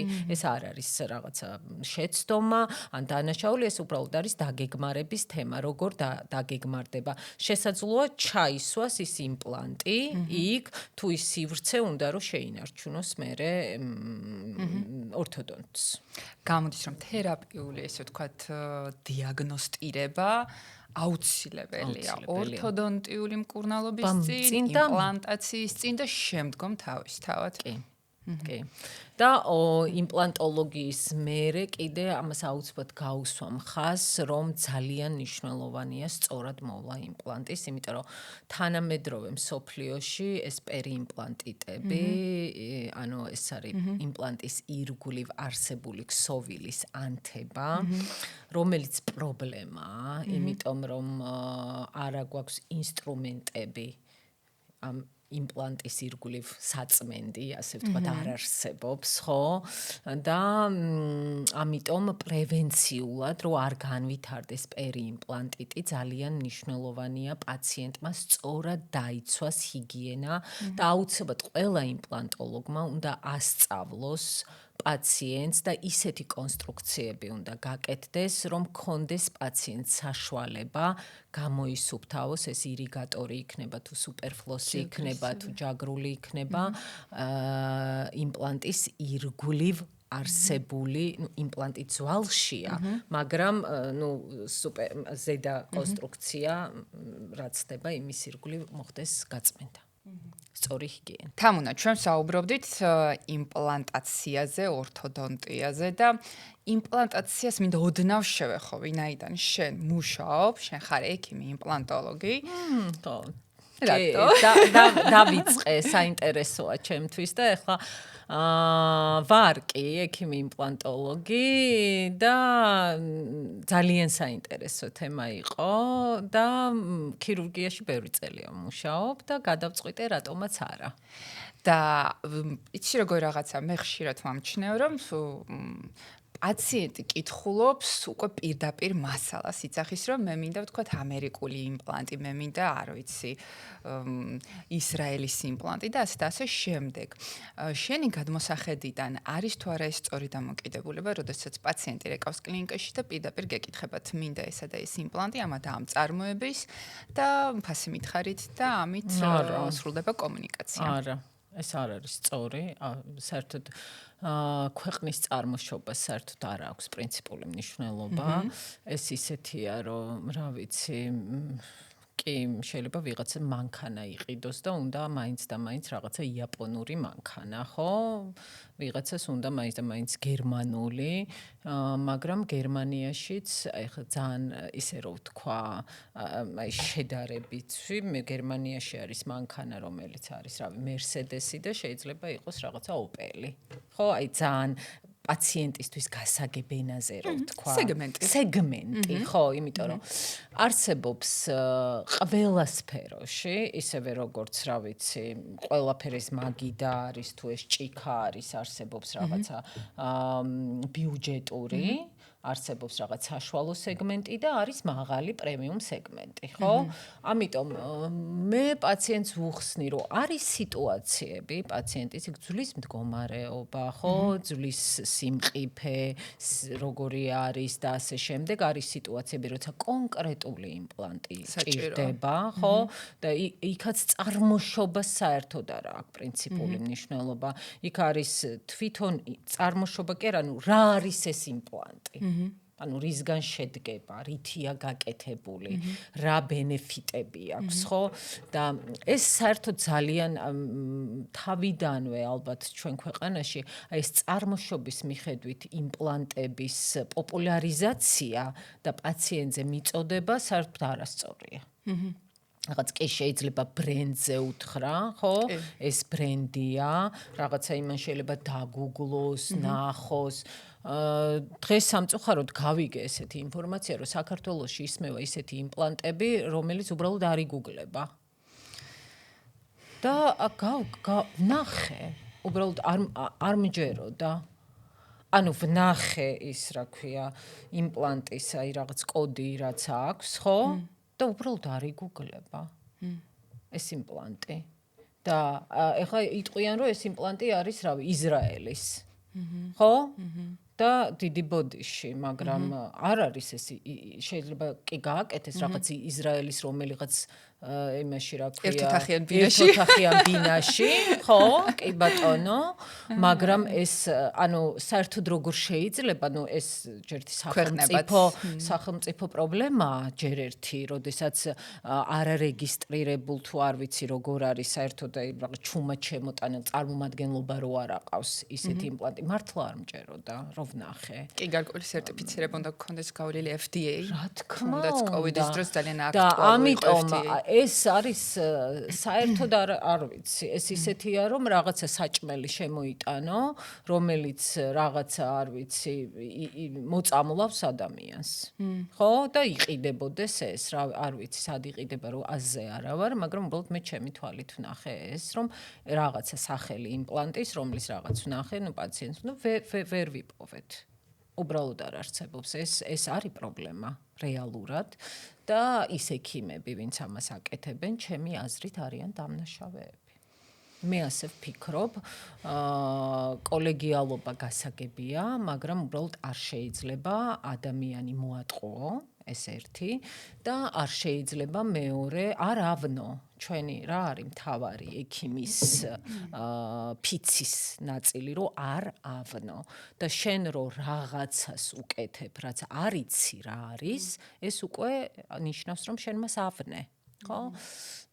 ხა შეიძლება ძალიან რთულ და ისეთ თემას შევეხე, მაგრამ ამიტომ ქვეყანას არ აქვს მნიშვნელობა, ამ შემთხვევაში მნიშვნელობა აქვს ვისია ეს იმპლანტი, რა კომპანია წარმოებს, ვინ არის ეს კომპანია, რა კატეგორიის იმპლანტია და ასე შემდეგ. და ექიმი.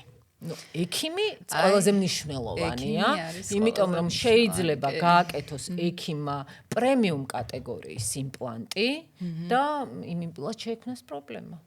კი. და შეიძლება გააკეთოს, რა ვიცი, ჩვეულებრივი ბანალური იმპლანტი, რაღაცა ბიუჯეტური და არანაირი პრობლემა არ შეექმნას ამ იმპლანტს. რა თქმა უნდა, საერთოდ ყველაფერში ექიმია მნიშვნელოვანი. იგივეა, გინდა იმპლანტი აიღე, ხო, უბრალოდ იმპლანტის მაინც უფრო ძვირადღირებულია და აქცევენ ყურადღებას, თორე ჩვენ რა ბჟენებს უკეთებთ პაციენტს, რა გვეკითხებიან, რა წარმოშობისაა? ალბათ არა. იგივე არ არის? იდეაში, აი რო დავფიქრდეთ.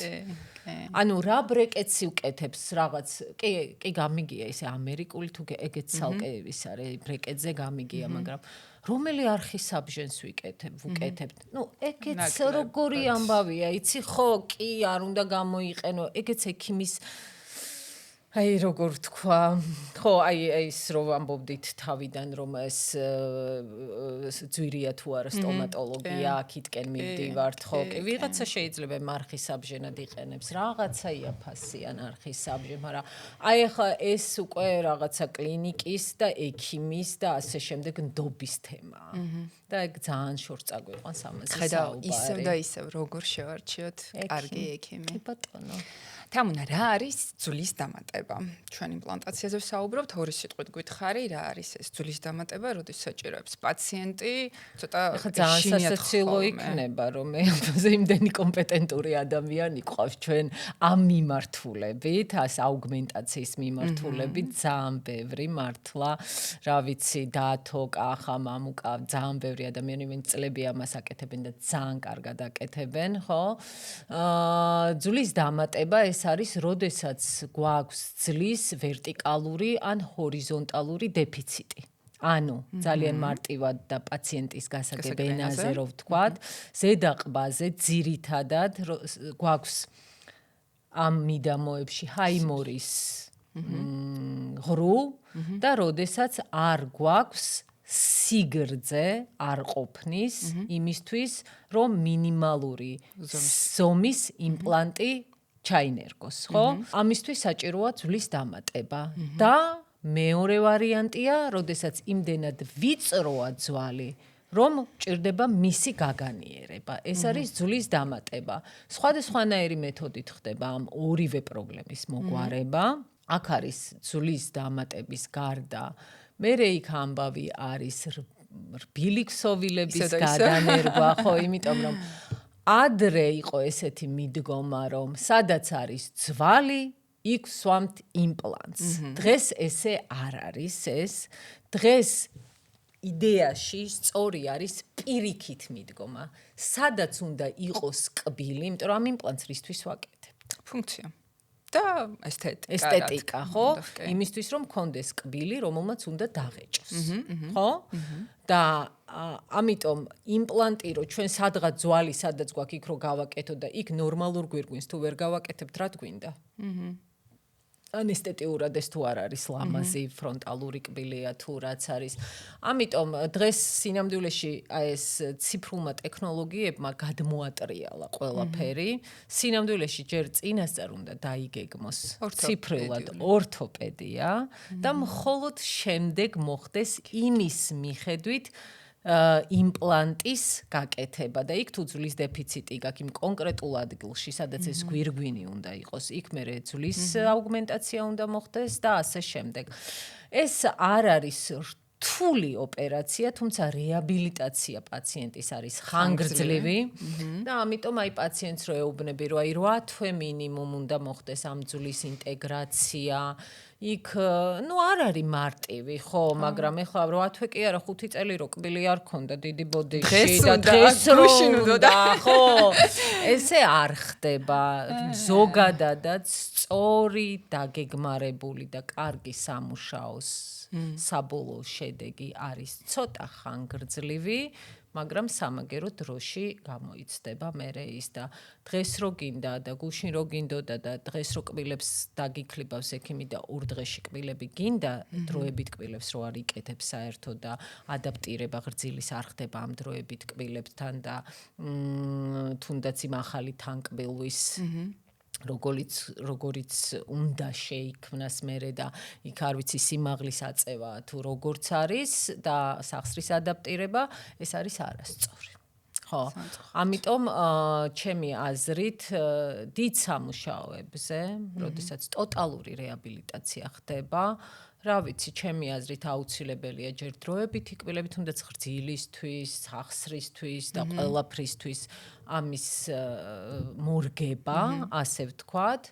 და მერე საბოლოო სამუშაოს შესრულება და ძალიან ჩქარა შესრულებული სამუშაო ჩემი აზრით არ იქნება ხარისხიანი.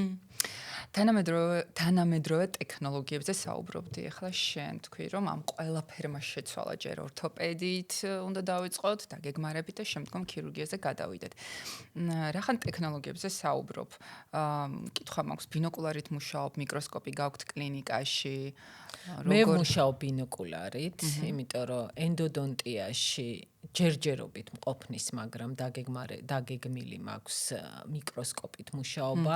ეს ცოტა რთული პროცესია, მთლიანად უნდა გადაეწყო დრო, ასისტენტები, ასე შემდეგ. ძალიან ბევრ კლინიკაში დევს ეს მიკროსკოპი და დევს. იმიტომ რომ პლუს ამით იზრდება ხარჯები პაციენტის, ასე ვთქვათ, რაც ისედაც ძვირადღირებული ენდოდონტიისთვის კიდევ უფრო ძვირდება, ხო და ამიტომ ამას უნდა ჭირდება გადაწყობა, ჩემი აზრით, თორე ახლა არანაირი პრობლემა არ არის მიკროსკოპის ყიდვა. ხო, ხვდები რას გეუბნები, მაგრამ აქ საფასო პოლიტიკის გადახედვა არის საჭირო, იმიტომ რომ უფრო მეტი დრო ჭირდება მუშაობას და მაინც საბოლოო ჯამში მგონია, რომ ახლა ძალიან ბევრი კურსი მაქვს გავლილი, ძალიან ბევრი სპიკერთან მისაუბრია და როდესაც ხდება მეორადი ენდოდონტიის გაკეთება, გამჟენა ან ინსტრუმენტის ამოღება არხიდან, აი მაშინაც ამ ინსტრუმენტს უნდა ხედავდე. თუ ამ ინსტრუმენტს არ ჩანს და მოხრილობაში ან რაღაცა საერთოდ აზრი არ აქვს, არც გინდა 200-იანი გადიდებით უყურე და რითაც გინდა უყურე, ხო?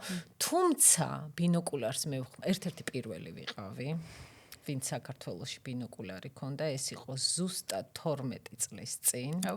ხო.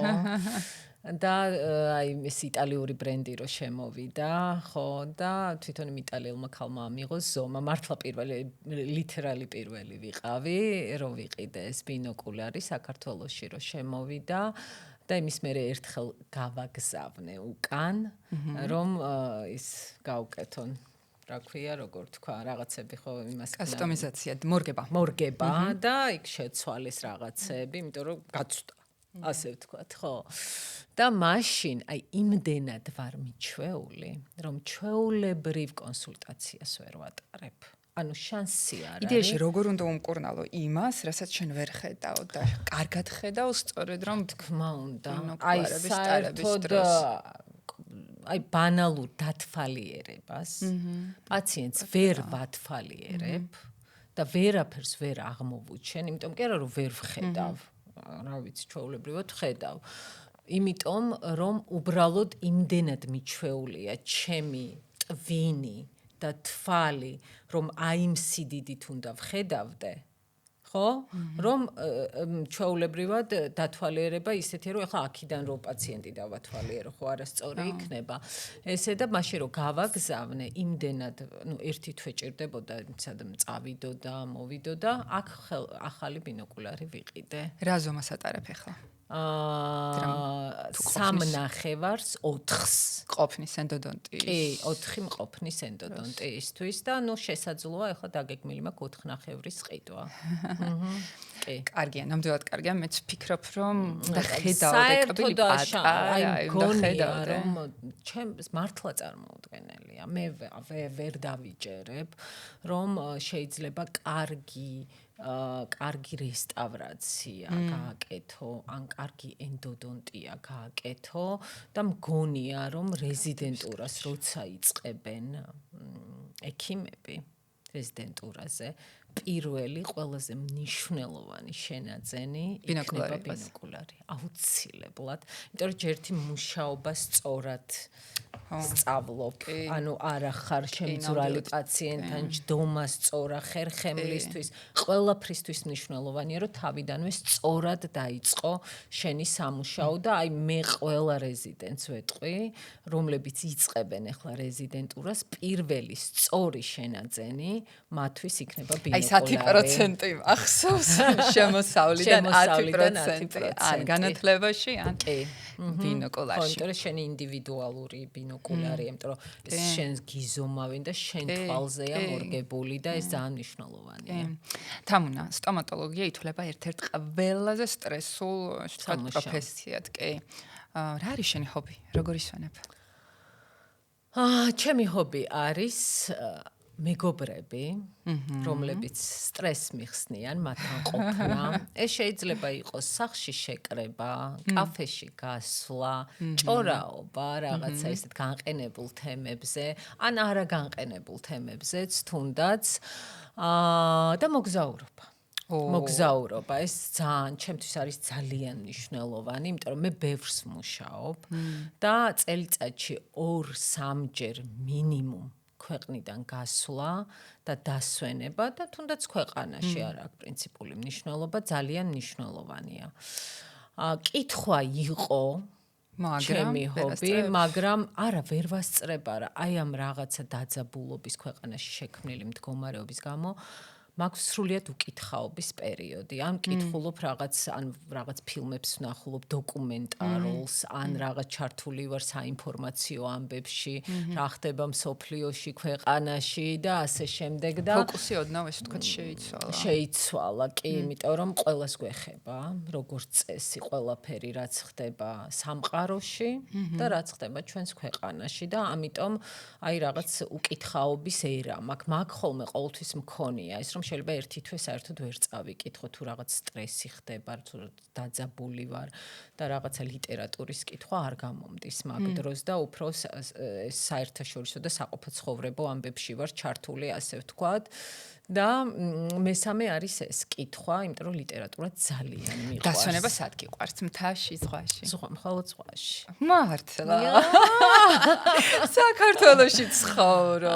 არა, ვარ ადამიანი, შეიძლება 2 დღე სადღაც მწერვალს შევხედო, თუმცა ლაშქრობებზე ქართულად ყოფილ ვარ. კონკრეტულ დიდხნიანში არა, რაღაც მაინც პასიური დასვენება გიყვარს. არა, პასიური დასვენება არ მიყვარს. სხვაზეც ესე არ შემიძლია, რომ ესე ვიწვე რაღაცა საათობით, მოგზაურობა მიყვარს, უცნაური ადგილების ნახვა. რომელია შემდეგი უცნაური ადგილი?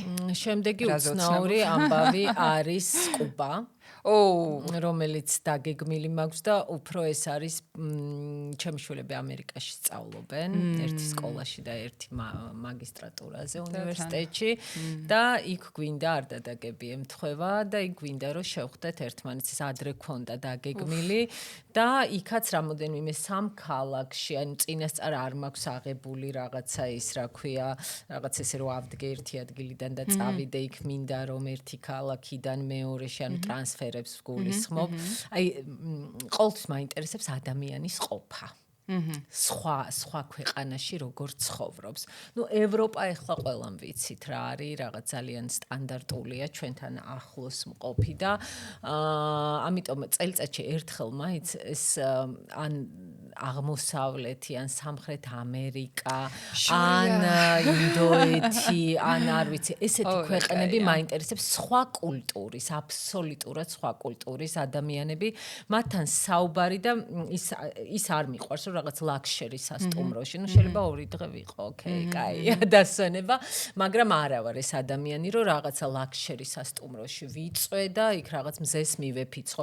აი მაინტერესებს იქ უცნაურ სოფელში წავიდე, ცოტა ექსტრემიც მაინტერესებს, ახლა თლაც საშიში და რაღაცა ისეთი არა, რომ რაღაც ჩემ სიცოცხლეს საფრთხე შეემთხვეს, რა თქმა უნდა, მაგრამ აი ესეთი რაღაცები ძალიან მაინტერესებს. რომელ ქვეყანაში დაბრუნდებოდი? ინდოეთში. რატო? ხო, როგორი უცნაურია, ინდოეთი ან ძალიან უყვართ, ან ძალიან არ უყვართ. იმიტომ რომ არა, დიდია ინდოეთი, მაგრამ აი რა მქონდა იცი ინდოეთზე, რომ სხვა ფერი იყო. ანუ სხვა აი ფოთოლი იყო სხვა ფერი, უფრო მკვეთრი. აი ყველა ფერი იყო უფრო მკვეთრი. ვიდრე აქ არის, აი ეს მწვანე იყო უფრო ხასხასა და დაბრუნდებოდი ოღონდ სხვა მხარეს, რა თქმა უნდა. და ხო მაინტერესებს, აი ესეთი ადგილები მაინტერესებს, აი მაინტერესებს კულტურა, სხვა რელიგია, სხვა რაღაცა აი ეს ადგილები მაინტერესებს. ახლა არ ვიცი, კუბაზე რო წავალ, რაღაც მგონია, რომ რაღაც ცოტა საბჭოთა კავშირი ხო ისეთი უცნაური ქვეყანაა, მე მგონი ერთადერთი ქვეყანაა, სადაც ეს ჯერ კიდევ ხო ცოტა სიღარიბე, ამი მაქვს წამლები ბავშვებისთვის, იმიტომ რომ იქ პრობლემა, აფთიაკები არ არის, ან იმით არის თურმე რაღაცა საჭმელი იმით რა ქვია იმას რო აძლევდნენ ტალონებით.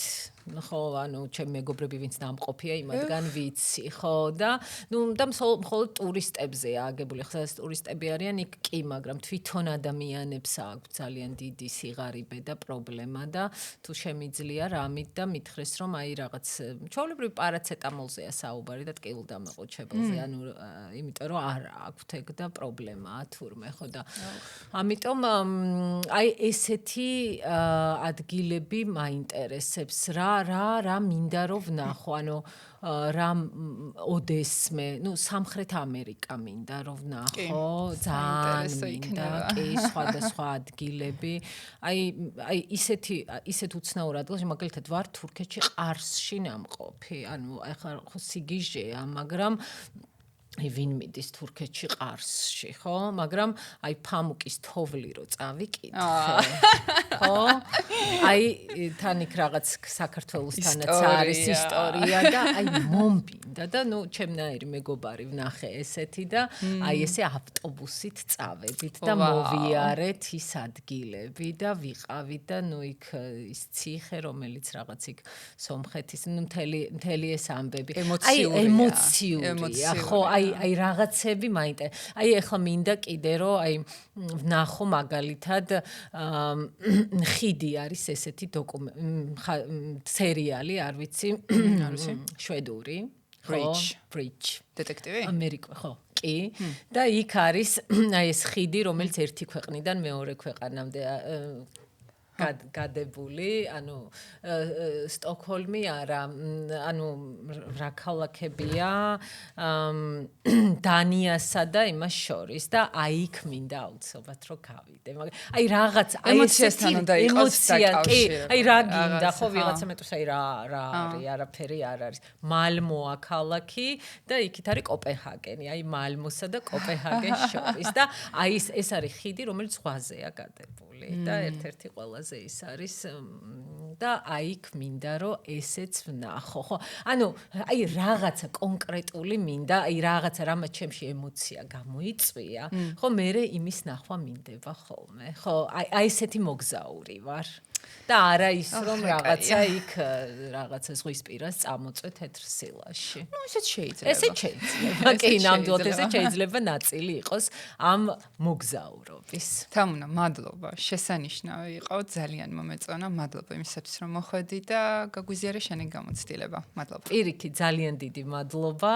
მეც ძალიან ვისიამოვნე, ძალიან მნიშვნელოვანია, როდესაც რაღაცას აკეთებ, ან ვიღაცასთან სტუმრად ხარ, ან რაღაცას აკეთებ და შენც ძალიან დადებით ემოციას იღებ და შენ ამისთვის ძალიან დიდი მადლობა.